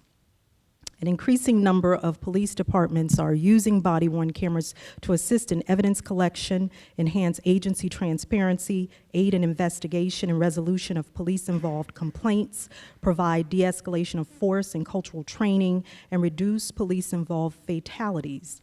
Body-worn cameras also address implicit bias and ensure procedural justice. Unfortunately, in certain circles, many of us would like to racialize the issue of body-worn cameras by limiting this discussion to being nothing more than a Black Lives Matter issue or an African American issue. And I would like to acknowledge that on January 18th, 2016, in Mesa, Arizona, a body camera captured an unarmed father, Daniel Shaver, crawling on his hands and knees, pleading and begging for his life when Mesa police officer Philip Brailsford opened fire. And in 2014, many of us remember the city of Phoenix investigated the fatal shootings of Rumaine Brisbane and Michelle Cuso, a 50-year-old mentally ill African-American woman. Video footage, dash cams, and audio would have been instrumental in protecting the police department from an unfair rush to judgment by the public and would have expedited discipline of inappropriate officer conduct. The Phoenix Police Department is one of only 3 agencies in the nation to receive a U.S. Department of Justice Smart Policing grant to deploy and study the use of over 100 body cameras. NCBW urges the city to continue its momentum, leadership, and commitment to the Phoenix Police Department's body-worn camera as outlined in City Manager Ed Zuercher's 2016-17 trial budget, and to honor its promise to Phoenix residents for a 3-year implementation plan. Again, this is not a racialized issue. This is a matter of protecting the needs of all Americans. And when individuals hear and or learn about Mesa, they don't make a distinction between Mesa and Phoenix. It is Arizona. And so we're dealing with the same challenges the rest of the nation faces. We urge you to implement a 3-year plan. All right, thank you very much, Ms. Tarver. Are there any other citizens? I have one more card only. Is there any other citizens here wishing to speak on the proposed 2016-17 budget? Now would be the time to do so. Okay, our final speaker then will be Ms. Gail Knight.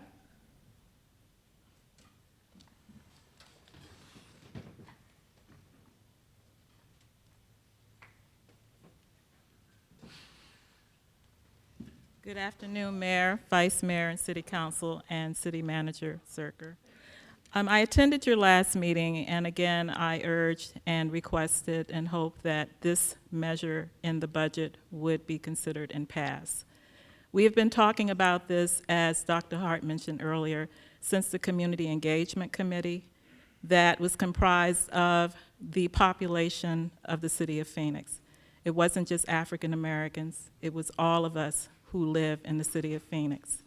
We then had to come together again for the Community Police Trust Committee as a result of issues and concerns. And I want to remind you that we had to do that because there had not been a revisit of the Community Engagement Committee recommendations that were just as similar to the Police Trust Committee's recommendations. So I ask that we not revisit this again.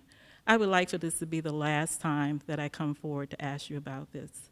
There are national studies, and all of them state, from Rialto, California, Topeka, Kansas, Las Vegas, you name it, police chiefs are saying body-worn cameras are making a difference in their community. It is helping to preserve safety for their police officers. It is increasing better community relations among the residents of the community. And it is building the trust that we all want to have in our daily lives as we move throughout City of Phoenix, Maricopa County, State of Arizona. So I'm asking you today to support the recommendations submitted by our city manager, and I hope that we all can see this as a way to move forward and not go backwards. Thank you. Thank you very much, Ms. Knight.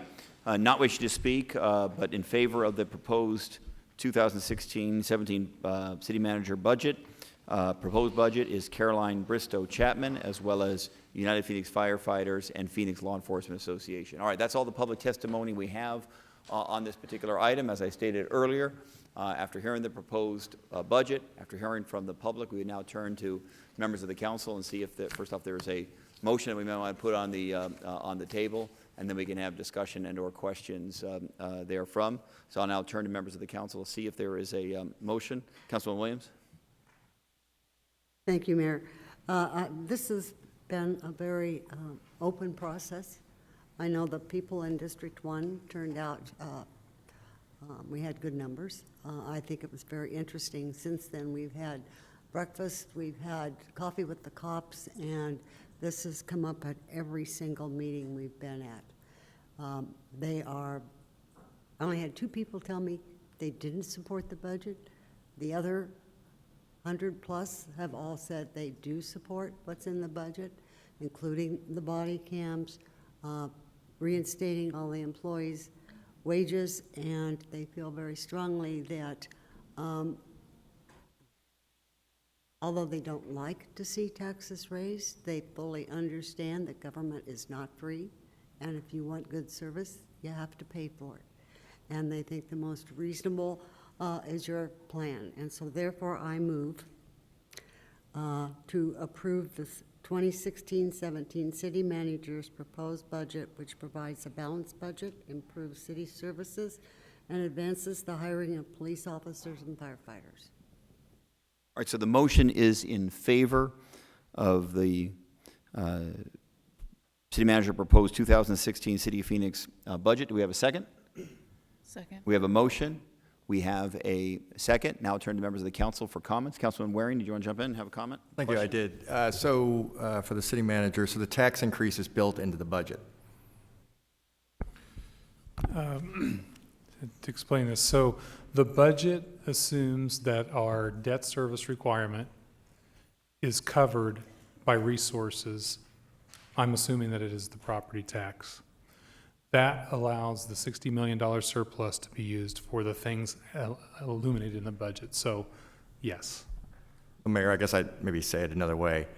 This budget isn't worth the paper it's printed on if there isn't the tax increase attached, because then you'd have to use other money to do the things you just mentioned.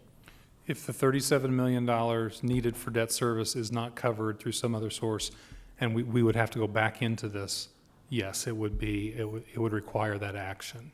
So effectively, as soon as this budget passes, the city will have raised sales taxes, the water rate, and the property tax inside of a calendar year, plus raised the parking fees. In the last couple of years, they've done all 4 of those things. I voted against all 4, and I'm glad I did. But that's not quite the economic development engine that one might hope for. It's curious. I guess I would say about the, so I don't know how you did this, but on page 3, the top chart, talked about electronic patient records at the $2.8 million item in this budget. Just for clarity, I had several briefings on the budget, of course, as I think we all did. Not sure how many of my colleagues are aware of this or what kind of notice they had. But I appreciate that Christina Esty is in the back of the audience. She is from KJAS. She did a lot of research on this, and she found that what we were told which I believe was that the feds were going to cut us off if we continued to use the paper billing records, I think I'm phrasing that correctly, instead of the electronic doodad that we're talking about here for the 2.8 million, that we are going to stop being reimbursed. And did that turn out to be strictly accurate, or was that grossly overstated? Because it's a $3 million item, so it's a big deal.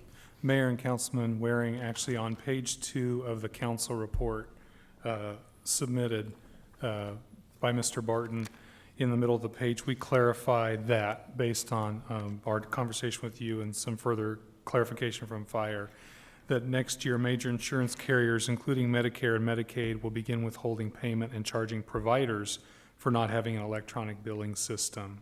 While currently ambulance providers do not face penalties for noncompliance, and the City of Phoenix is an ambulance provider at the fire department, the conversation within the fire service industry is concerned that that could shift to potentially being them. So that we were not clear and accurate as we should have been on that. What I would say, though, is that the driver for electronic patient records in the fire service is really not as much insurance as it is quality of service and the ability to communicate with hospitals, and the fact that our Phoenix firefighters are some of the last in the entire region to still use paper and pen as opposed to electronic systems. But we did clarify that in the second page of our report. Okay, just for clarity, I mean, I had several briefings. It was said definitively one way, and what I was told really turned out not to be accurate. I'm sure everybody else got the same briefings. That was disappointing. Equally disappointing is that the reporter had to come to me. She couldn't get clarity from staff after it sounds like several meetings that I had to get some clarity on this, so we could, I guess, all have clarity on this $2.8 million items. That was a little surprising. The body cameras, I'll just state it for the record. We could hire, I think we've agreed on this number at other meetings, 40 officers in lieu of doing the body cameras. The ongoing cost of body cameras, when fully implemented, is about $5 million a year, and that would support about 40 police officers. Personally, what I would prefer to do is, rather than do the body cameras, I think we'd be safer with more officers on the streets. It's my opinion those officers will be making a lot of contacts, both helpful and otherwise, with Phoenix residents over the course of a year, and I think that bang for the buck wise is much more useful to citizens. 40 officers versus the body cameras, and that program won't be fully installed until 5 years from now. I assume that's 5 budget years from now. The plan as laid out is a maximum of 5 years. As I said, what we will do is aggressively use the money we've set aside to try and get matching funds from granting organizations to accelerate that to 4 years or even 3 if we can get enough grant funds leveraged with that. Okay, but that presumes grant funds that we have no way of knowing whether we'll get. So I appreciate the efforts gone into this, but I can't support it given what I've just said. So thank you very much, and that's it. Thank you very much, Councilman Waring. Councilman Gates? Thank you, Mayor. Mayor, I wanted to thank you for the process that was put in place here working with the city manager. Again, I would agree with the statement. I think it is the most transparent budget process in the state of Arizona. And I also want to thank you, Ed and Jeff and the entire team for all the work that you all put into this. Greatly appreciated. And I like a lot of the stuff that is put into this budget. I like the additional homeless funding. I like the maintenance of public art. That makes good sense. We need to, there's been an investment made in that, so we need to invest in the maintenance of that. However, having said that, I really struggle, and I think Mark Scheer did a great job of laying this out, to have nearly a 20% increase in property taxes. That is going to be jarring to our residents. And when you combine that with the fact that we now have 3-year labor contracts that are making fiscal commitments 3 years out in the future, there's been a lot of work that's been done on economic development, but the reality is we don't know where we're going to be 3 years from now. So the commitment that's being made, fiscal commitments 3 years into the future, in addition to a 20% property tax increase, and no triggers, by the way, for these fiscal commitments that have been made, I cannot support this budget. Thank you, Mayor. Thank you very much, Councilman Gates. Other members of the council, Councilman DeCiccio, please. Thank you, Mayor. And just following up on what some of the things that Councilman Waring was talking about in Gates, you know, the city's seen a $31.5 billion tax increase, $15 million per year water tax increase. Also, we saw what happened at the airport where those private service companies were being taxed, I think about $8 million was that hit was going to be. It's just this new tax and spend mentality that seems to have overtaken this council.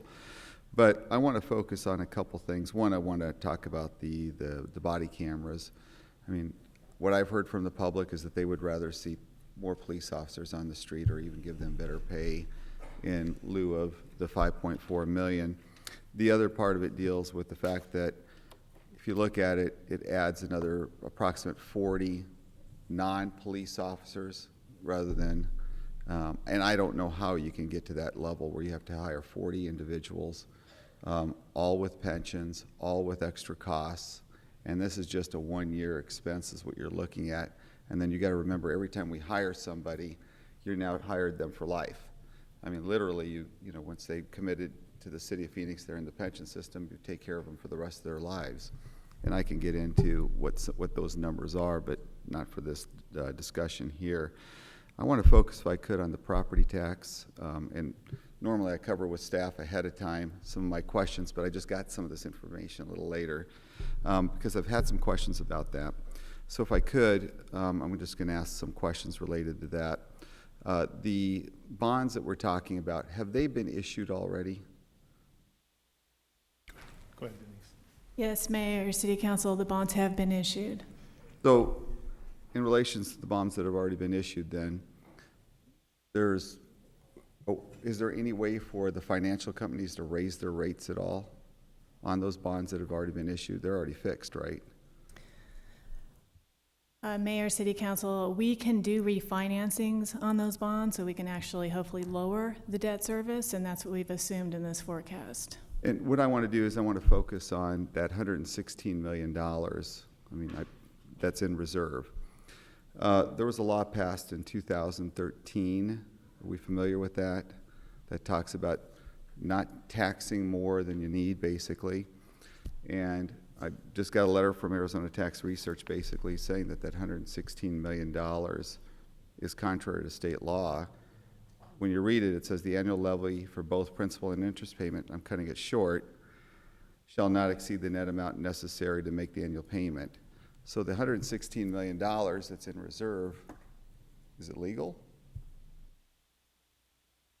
Councilman DeCiccio, not having seen the letter from ATRA, I can't comment on their basis, but yes, our bond counsel has told us that our reserve fund is legally used. I think what we've said is we do know that you can't levy more secondary tax than you have in debt service, and we are not doing that at all. In fact, we are continuing to use this reserve to supplement the secondary tax in part over what, Denise, the next 5 or 6 years in small measure. Well, so we believe this is legal. When you've got a reserve, and state law passed this back in 2013 because they saw the abuses that some of the local governments were over collecting. And the question I've got really deals with the levy. I mean, if you've got that money in reserve, why isn't that part of the levy? When you read this language here, including an amount necessary to correct prior years of the levy, that's the most you can collect. So that means we could have $116 million in reserve. And then the question I've got, because we've had this discussion too, deals with, you know, we've heard people say for sure this would hurt if we dropped that reserve amount. It would hurt our bond rating. Can someone provide me documentation to that? Because this doesn't say that.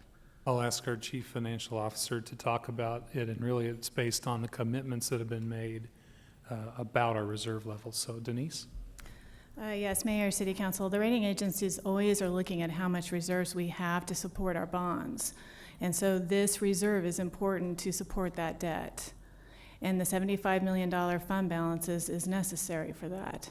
It gives us flexibility in the future if home values decrease. It ensures to our bondholders that we will fulfill our commitment in paying off our debt. Can you provide documentation, then just give them a call? Get a bond company to say that this secondary tax requires a reserve? You think we can get that? Because what I hear is like words like what they say. Okay, if you could get that in writing from them, that they require a reserve Mayor, on the Councilman, secondary. yeah, I'm sorry, excuse me, I'm sorry. Sure. Go ahead. No, go ahead. That's all right. Denise can elaborate. We have consistently committed that as part of our refinancing, so we're going to maintain a reserve level of 6 to 9 months of debt service payments. That's between 75 and 90 million. So it's been ongoing commitments made by financial representatives of the city management, and the chief financial officer, that we're going to have that. So that's what we're saying we have done. I just like to see, I'm not going to quiz you too deep on this thing. We'll do that later. But I just want to let you at least know where I'm going to be going. And I would suggest that you prepare some documentation for me that shows that it has to be done this way, regardless of what we say. I'd like to hear what the financial companies would like to say about that. Even one. But I don't want to get into too much here at this meeting because I just got this information and I don't want to be throwing you for a loop. And I normally, under almost all circumstances, I'll always ask you the questions ahead of time so you're prepared. The other deals with the sustainability of the budget. If I could, I'm just going to make a comment on that, Mayor. The city of Phoenix will continually have a structural deficit until we do one basic thing that everybody does in their own budgets, and that is to have a strategic plan. We don't have that. We're a multi-billion-dollar entity without a true strategic plan of determining what functions are strategic, which ones are not. And you've heard me say this before, and I'm going to keep drilling this until we get down to doing this. Every company, every business, every household looks at, do I need to do this or not? And if I don't need to do it, can someone else do that? As simple as changing the oil of your own car. You make determinations. Should I do that or should I pay someone else to do that? Likewise, most people can figure out that police officer, since we've had that discussion here, is a strategic function, and most people, including myself, would think that that's a good idea to have that function under the city government. But there are a string of activities and jobs that support the police officer function of getting on the street that may not necessarily be something that we should be doing. I think most of us would agree that we would like to have the 911 operators under the city government control. I think they do a great job. They do a fantastic job. There you are, Frank. Just want to make sure I acknowledge your guys too. But on the same level, you know, when they go in for an oil change or a tire change, does it have to be done by the city of Phoenix? I don't think it does. Though that would be considered a non-strategic function, but a function necessary to make sure that that police officer gets on the road. Until we actually go through the simple process that everybody in this room goes through in your own homes, we will never be in a situation where your funding is going to be out to those areas that are important. Many people have been claiming, and you know, I've seen this across the country, where individuals have been saying, hey, look, we're not getting anything. It's because what's happening is as these monies get funneled down to the local government, they've been stealing the money. The local governments, not just in Phoenix, but other places, basically take these monies away from the public and use it for themselves. I'll use a case in point. The city of Phoenix has federal funds that is going into housing, affordable housing. Most of us would say, hey, that's a good idea. That sounds kind of cool. We should be doing that because there are a lot of people out there. The most expensive function, well, the most expensive apartment complex ever sold in the city of Phoenix at the time at 26th Street and Camelback sold for $277,000 a door for the apartment unit. The city of Phoenix is building affordable housing at 24th Street and Van Buren on property it already owns at $281,000 a door. There were other bids that were in there at about $150,000 a door. So literally, we could have provided this same service and doubled the amount of services for the poor. So when you see this debate occurring across the country, Phoenix, and I believe it's happening throughout whether it's transportation dollars or housing dollars. The people that need it the most are being taken advantage of, and you see local governments profiting on the poor. That's what's happening. Until we change that model, everybody is going to have a problem. Likewise, and that happens across the board with even people, you'll see people, when you saw some of the complaints that were happening, people were out there saying, where's our fair share? Well, they didn't get it, and the people that were paying the taxes, well, they ended up giving and having to pay out more than was necessary and than what they need. I think the same thing is starting to happen here when you start seeing all these tax increases on the public. It's a philosophical issue, but I think it crosses party lines. It literally, if you're on the left side of the ledger, you ought to be thinking, well, gosh, we can actually have more money. We can maximize the amount of dollars that are coming out to services. On the conservative side, the right side of it, it's like, well, why are you taking more than you need? So until the City of Phoenix builds the strategic plan, starts looking at those functions that are strategic and which ones aren't, we're going to continually have this. And you've heard me say this before, we have an organizational chart no different than anyone else. Triangular organizational chart, one person at the top, thousands in there. That organizational chart represents about 13,000 employees. That organizational cost per employee for all 13,000 is about $110,000 per employee. Granted, yes, police and fire represent the higher numbers in there, but still, when you look at all the other functions, it's expensive. It's overly expensive even compared to what's happening in the private sector. One of the things I've mentioned before, we can achieve this where nobody loses a job, but you can fix the structural deficit probably in 7 to 12 years. 7 on the short end, probably 12 on the long end, without one person losing their job.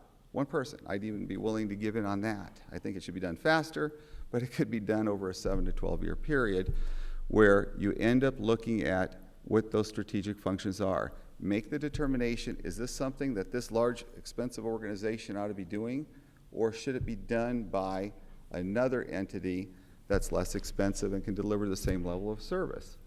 Until we get to that process, we are going to continually have this, and people from the arts community are claiming that the $25,000 is like this great thing. Really? $25,000 out of a $3.5 billion budget, and you sit there and you say you're happy? Why are you happy over that? Why aren't you demanding that you ought to be expecting more from your government, not less? You've got other individuals that are expecting more that are coming out of it.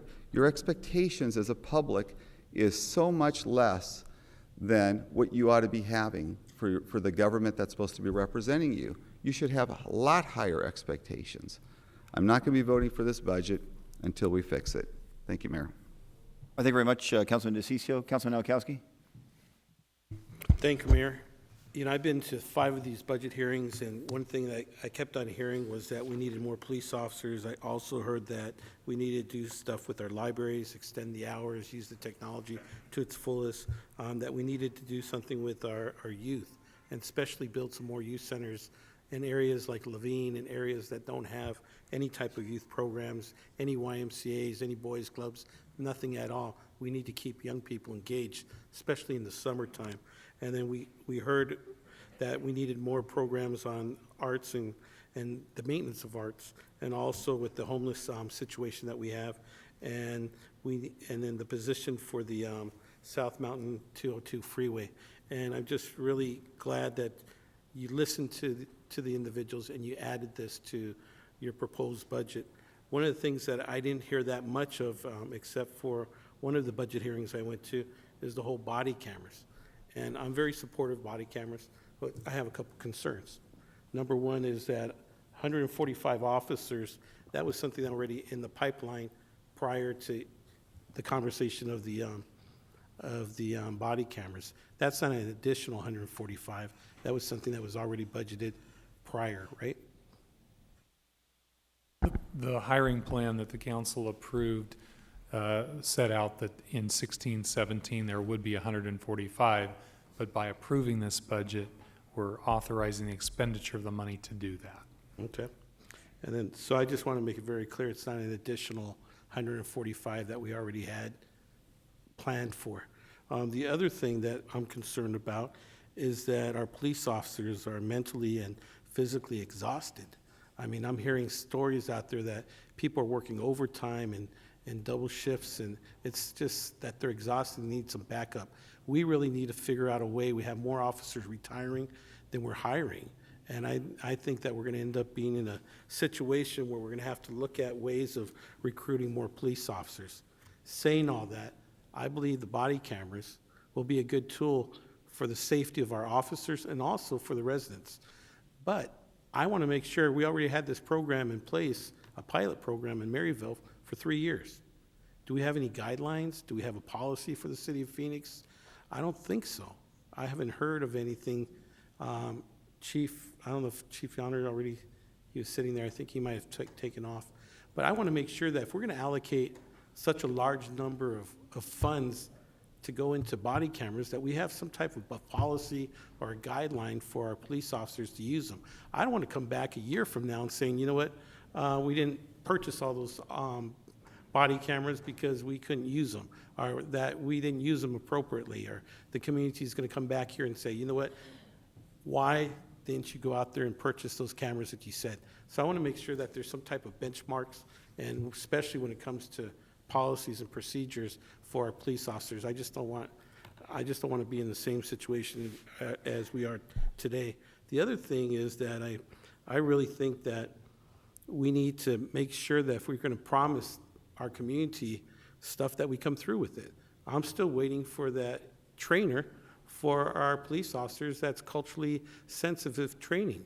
We allocated that position a year ago, then basically we're still waiting for that trainer to come in or an instructor to come in to train our police officers on cultural sensitivity.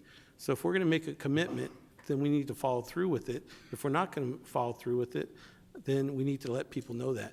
So I'd like to see some type of a timeline, some type of policies and procedures to use these body cameras, and just to make sure that we can keep our staff accountable. If you're saying by July 1st, we're going to have this, by September 31st, we're going to have this, then some tracking mechanism that, or a benchmark that I can hold you all accountable if we're going to allocate such a large number of money. I'm a product of Head Start. I'm a product of our Parks and Rec.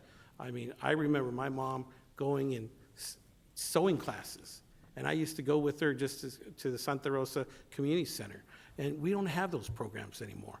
We don't have programs to keep our young people engaged. And right now in South Phoenix and basically in the Levine area, we've had 7 incidents already of deaths of young people. And I just don't want to see any more deaths out there.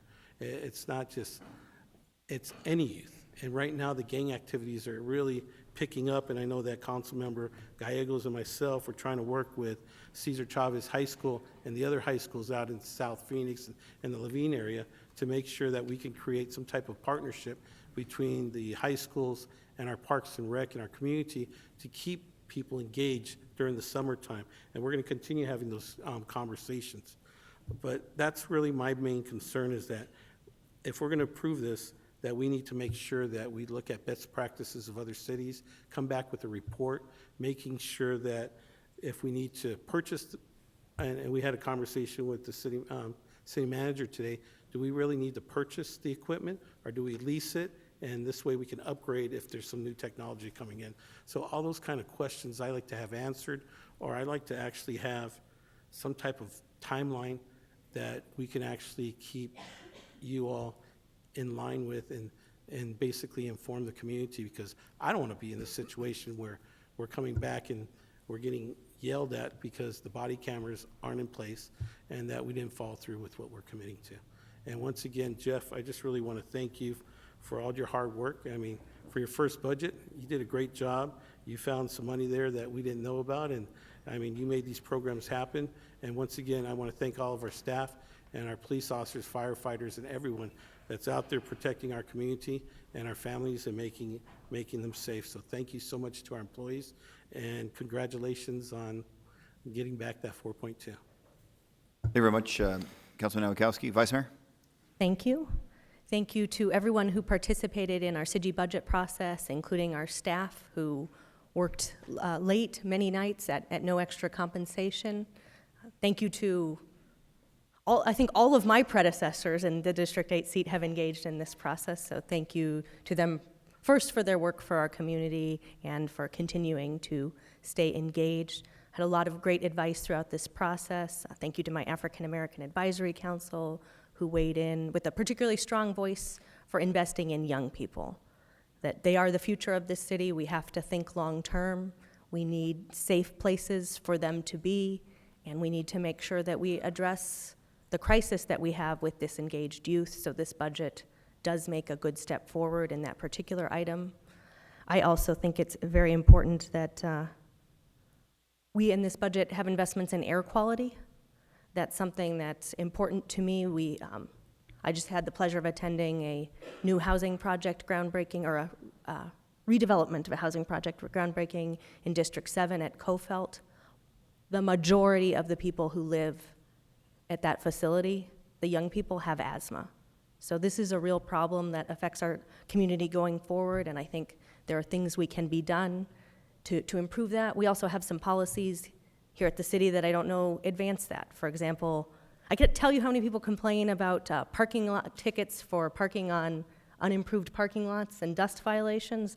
That's not the best thing we can be doing to fight asthma, and so now we're gonna hopefully have a person at the city who can really look at what could make a difference on those issues. Do we have city policies that make sense? I'm also glad that we're investing in our arts. That is an important part of placemaking and celebrating what makes Phoenix great. Since we have arts commissioners here, though, I will put in a plug. Once again, this year's arts grants did not invest in the Levine area, and that is one of our areas where we have a lot of young people and families. They had the #1 elementary school in the state, and a lot of young people were excited, or families were excited about that and moved there. So special plug if we can invest in arts throughout all of our community. Certainly we have, Councilman Nowakowski seconds that. We have great art institutions and culture institutions in our central city in particular, and now more and more throughout the city, but I think we need arts where the people are, and so I hope that we can move towards more equitable distribution throughout the city. That's really something that's important to me. One of my frustrations with this budget is I think we rely too much on the city and allocating resources based on complaints. That is not true anymore than with the police department and public safety. We have more complaints in more affluent areas, and that leads to the very difficult response times we see, for example, in the Estrella-Maryville precinct, where you may sometimes wait double on a priority 3 call compared to other parts of the city.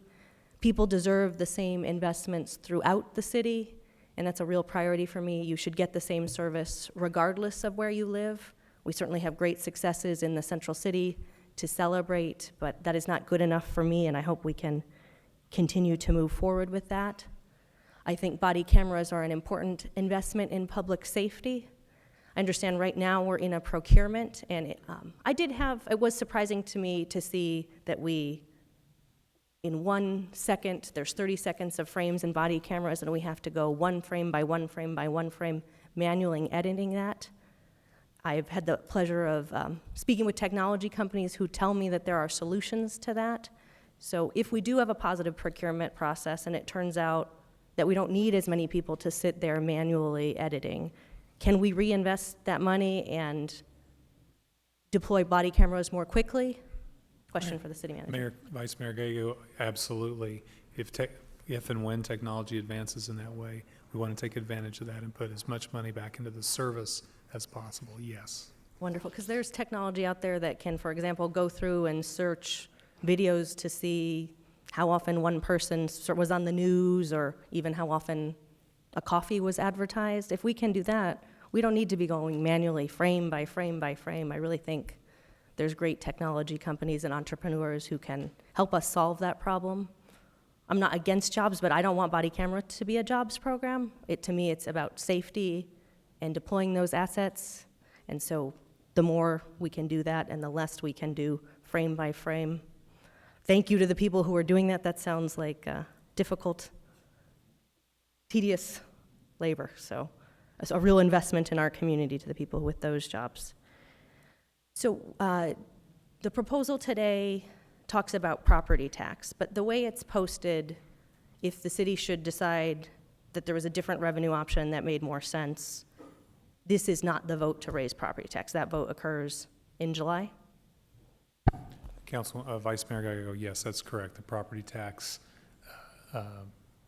adoption is the first meeting in July, which is July 1st for us. Thank you. To me, this process is backwards. We're doing revenues at the very end and expenditures first, and I think that's a mistake. We should really talk about how much money we have and where it's coming from. I do have concerns about a property tax. Working in economic development before I came here, I think it doesn't send a great signal in that particular area, and I've heard particularly from senior citizens concerns about property tax. So I'd like to look hard at that and make sure that is the right decision.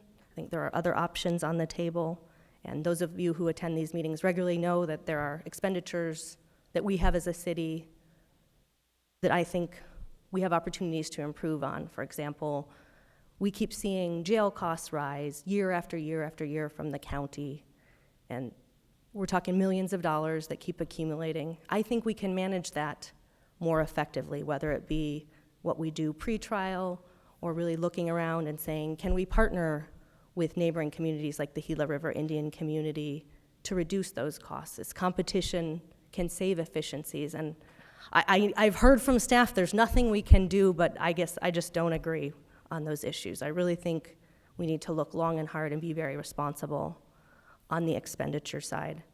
And there are times when I look at things we're doing, and we had 8 officers, motor officers, escort Ciara when we had the big game. I don't know that President Bill Clinton was in town that week. He didn't have any motor officers. So when we look at these response times and deployment of officers, I just really want to ask, are we doing the right and the smartest things? Could we look at deploying assets more effectively and be more responsible to our community?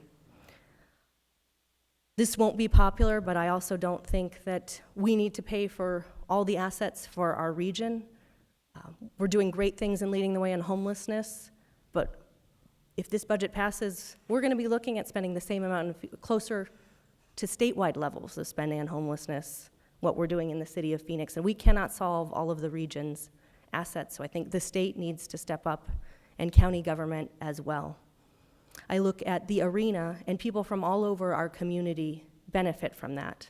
In conservative states like Wisconsin, the state stepped up and helped with their sporting venues.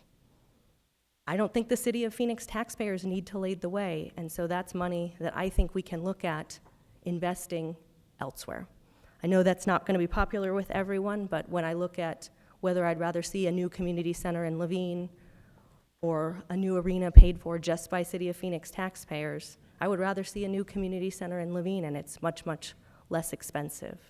So we have to take long, hard looks at those expenditures and really make sure we're doing the right thing.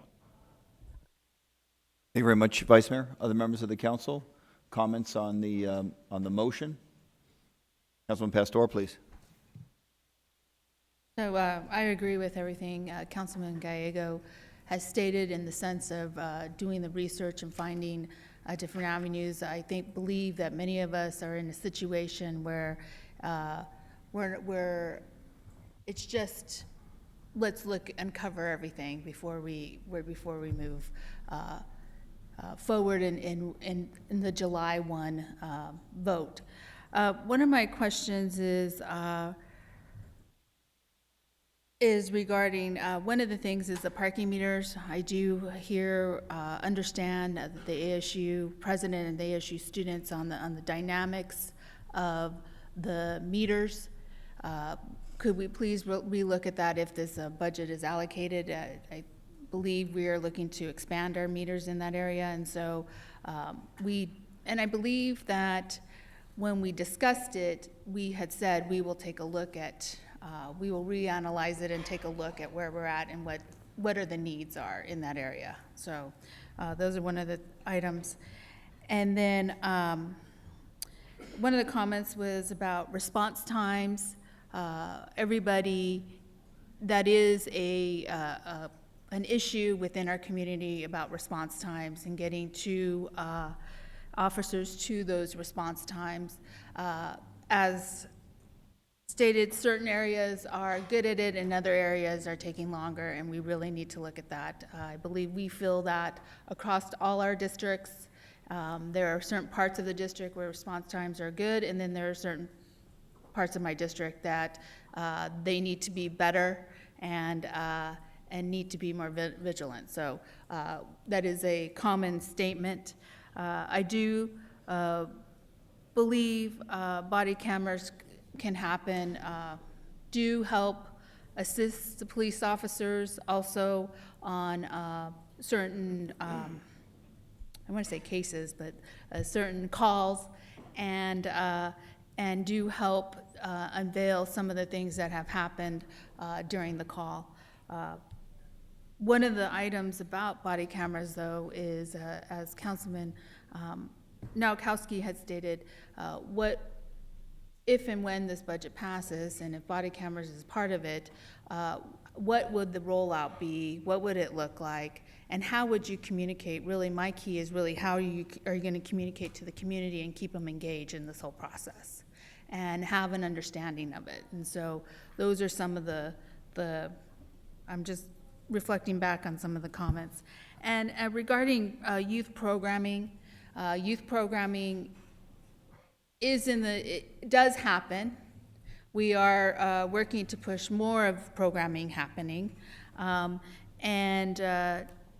Just for my colleagues to be aware that South Mountain, Cesar Chavez school districts or schools will be having programming in the summer, and has worked with the Parks Department, and additional programming is being worked out at this fine-tune at this moment. So to speak with the district would be a good collaboration, but it is happening on the district side. And so we're just in a tough situation. What I did do, if some of you would go back in history and time, I went back to some of the budget hearings because I always ask, how did we get in this situation? And so I did go back to several budget hearings when we got here in 2010 and 2013. And if you listen to Mr. DeWitt, he talks about property tax. And he talks about the need of it then. And so I think now we're at the place where it was a need then, and it is still a big need now. And so that conversation never went away. It just kept going down to where we are today. And so for those constituents and those voters that are out there and those residents, please take the time and go back to look at those. It's on YouTube, and you can see the budget hearings. One question regarding July 1. Today, when we vote, my understanding is that on July 1, we will vote on the property tax. If the property tax does not go through, does not happen, then on July 1, or let me think, 2, 3, July 4th, that's a holiday, so maybe the 5th, cuts will then happen that day. Or will it happen on July 1 after our vote? Mr. Manager, I don't know if you want to address, obviously, if we pass this budget today and on July 1st we don't have revenue matching this budget, we'll have to go into a special session almost immediately to identify $37 million of cuts that would have to be implemented immediately. This council would decide those budget cuts. It wouldn't be decided by city management. City management might recommend to this council, but it would have to happen virtually immediately as soon as possible after July 1st. Mayor, you stated that correctly, right? And I wanted to get that clarity. Thank you. Thank you very much, Councilman Valenzuela. Thanks, Mayor. Personally speaking, the goal is to help move our city forward, to adopt a budget that strengthens public safety, that moves our economy forward, and makes our neighborhoods a better place to live and to raise our families. This budget, I think, is tied to those priorities. It calls for the hire of, as was just mentioned, 145 police officers, about 36 firefighters, but more importantly, it continues to move us towards those efforts to get our public safety departments to the authorized hiring strength of where they really should be after so many years of not being able to hire a first responder. So the momentum is there, and we're very appreciative of that. It also allows us to expand the body cam program. Let's not forget, we have a body cam program, and the pilot was in Maryville, started in Maryville, and this gives us a chance to continue to expand that program. It's incredibly important for the safety of our first responders, and of course, the public, that our first responders are there to serve and protect. And, you know, it also adds to the public trust as well. And you can't put a price tag on public trust. So it is, this budget helps us move in that direction as well. It'll add to our youth services, which is on the minds of all of us, including our neighborhood leaders. We have some neighborhood leaders tonight here at the meeting directly from Maryville, and I think it's the first thing that is mentioned from our neighborhood leaders. There's always a concern about our youth, and that's just not in Maryville, but throughout the city, and this budget helps with some of that as well. Something that is near and dear to all of our hearts, our veterans, and giving our veterans an opportunity to develop their great ideas and become entrepreneurs. This budget does that as well. So many great things. The best part is, after 15 budget hearings spread out throughout the city of Phoenix, it certainly has the fingerprints of so many Phoenicians. I will tell you that the District 5 office took part in 5 of those budget hearings, 5 of the 15 budget hearings, and every one of them were very well attended. After getting this particular budget tonight that is being proposed, I can see the influence from those neighborhood meetings. I can see the fingerprints of the people who have come out and expressed their concerns, have given their ideas, who sent email, made phone calls. It's on this budget. Something that cannot be understated also, and something that I think is incredibly important. This budget moves us in the right direction by our city employees. It's a very important first step towards restoring compensation to our city employees who've taken pay cuts over the last several years, and this moves us in the direction of keeping that promise as a city and restoring that pay over a 3-year contract. And I want to make it very clear, our city employees during the tough times have voluntarily opened up their contracts more than once to essentially put money on the table. And in total, we're talking hundreds of millions of dollars. This contract does not give those employees what was left on that table. This is not, retroactive. This is just doing the right thing, moving us in the right direction, and that said, is it perfect? I don't think it's perfect, but it's definitely moving us in the right direction. I think it's a good budget. Thank you very much, Councilman Valenzuela. Councilman Waring, you had an additional Thank you. question or comment? I did follow up to what Councilman Gallego said. For the city manager, because we also talked about this a little bit in my office, just not this directly. So this process, it does seem strange to me that commitments were made and agreements were made with the labor unions. They ratified the agreements before there was revenue to actually support what was agreed to. I don't think you could have given these pay raises without the assumption of the tax increase passing, which means you were operating the assumption it would pass this body with no real way to know that. I mean, that's not your fault. You got to do what you got to do as the negotiator, but that seems odd. Am I wrong in that? The various, Manager, did you act oddly? Yeah, the various timelines laid out between the city charter and the state law about when budgets are approved, when property tax is adopted, and what we have to do to get labor contracts in do not align in a perfectly linear fashion. You are correct. And so, but we have to play the hand we're dealt, and the council ultimately has the authority to vote yes or no on these things, and I have to propose things that assume some things, and if the council votes no, I have to go back to the drawing board. But at this point, the council has voted yes on the steps to get us to this proposal. And again, if it loses 5-4 on July 1st, the property tax increase, then, you know, the mayor, I think, highlighted and you confirmed what happens. It's a little odd to be going back and cutting a budget that you just passed the first day. But that is what'll happen. So just to be clear, if you're voting for this budget today, you're really sanctioning the tax increase. There's no getting around it. Otherwise, we might as well just vote for $37 million in cuts right now. That would be What would be approach. the difference?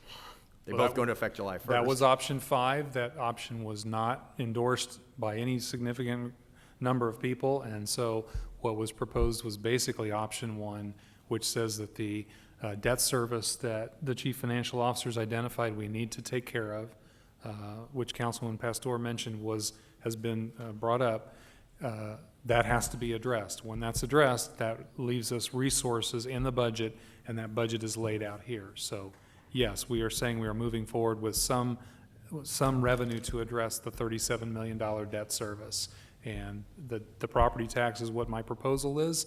The council will vote on that specific adoption on July 1st. And we discussed earlier Councilman Gates' impending retirement, so we will have a new member on July 1st. I mean, presumably, I don't know how we wouldn't.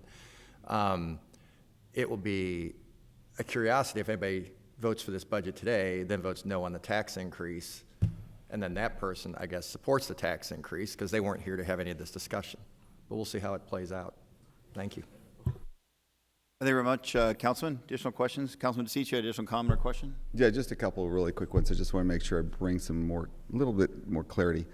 This budget includes the tax increase, correct? The $37 million tax increase, correct? This Yes. budget has a primary property tax revenue source that is part of it. This budget spends the $60 million surplus on the items that have been laid out here.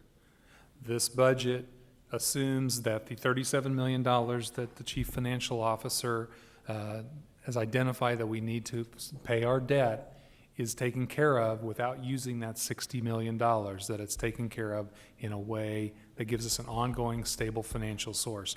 What I'm proposing and what I wrote in this memo, what Mr. Barton wrote in the memo, is that we're assuming that that comes from a property tax increase. But the council makes that decision. So essentially, if you vote for this, I'm going to get back, you're voting for the Councilman, expectation I'm not going to answer $37 that for million. you all. You all have to No, decide what your vote is. I'm doing that. Yeah. I'm just saying that's Okay. what it is. And Jim, you've only been here for a few short years, but you're already learning how the politics works, where people can actually vote for this and then vote against the tax increase for political reasons. But that's what we're kind of expecting, because we're expecting the person who's going to be selected for Bill Gates' position to leave, to be basically a deal will be struck that that person will have to end up voting for the property tax increase. At least that's the expectation that happens in politics. It'll be a crack-up if that ends up happening. So, and it gives people basically the leeway to say that they voted for one before they voted against the other one. I think we've heard that at the national level before. Okay, that's it, Mayor. Thank you. I think this is going to be real interesting to watch how this thing plays out. I personally feel badly speaking about Bill like he's dead. So he's still here. It's kind of awkward. Thank you very much. Any additional comments by members of this council?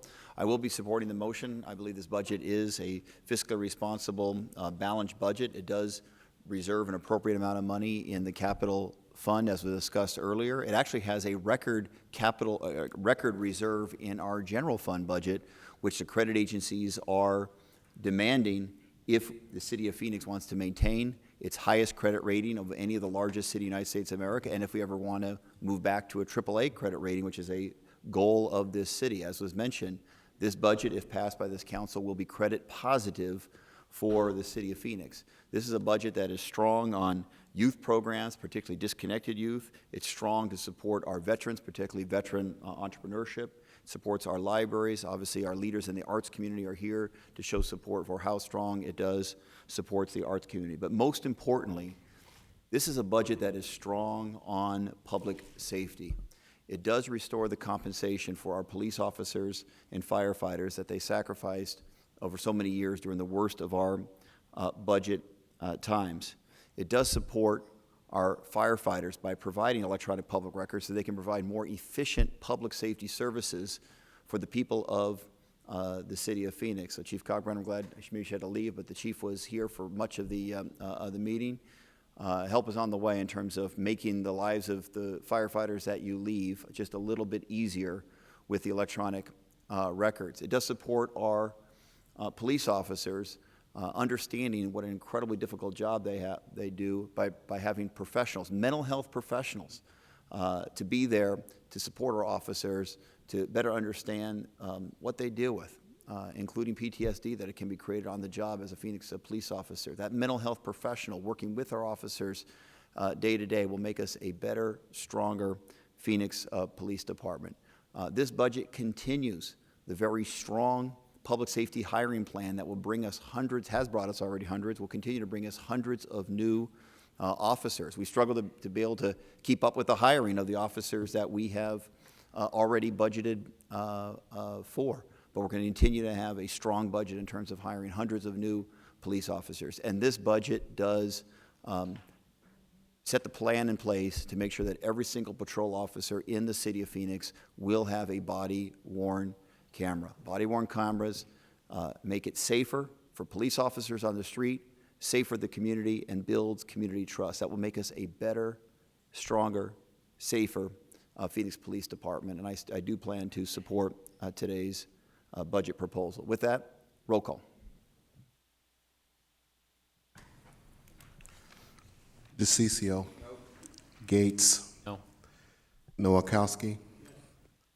Pastor. Yes. Valenzuela. Yes. Waring. Williams. Yes.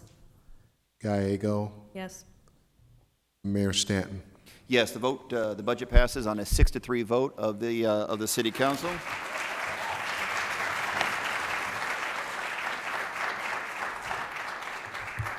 Thank you, everyone, for coming and providing excellent testimony. There being no further business for the City Council, this meeting is adjourned.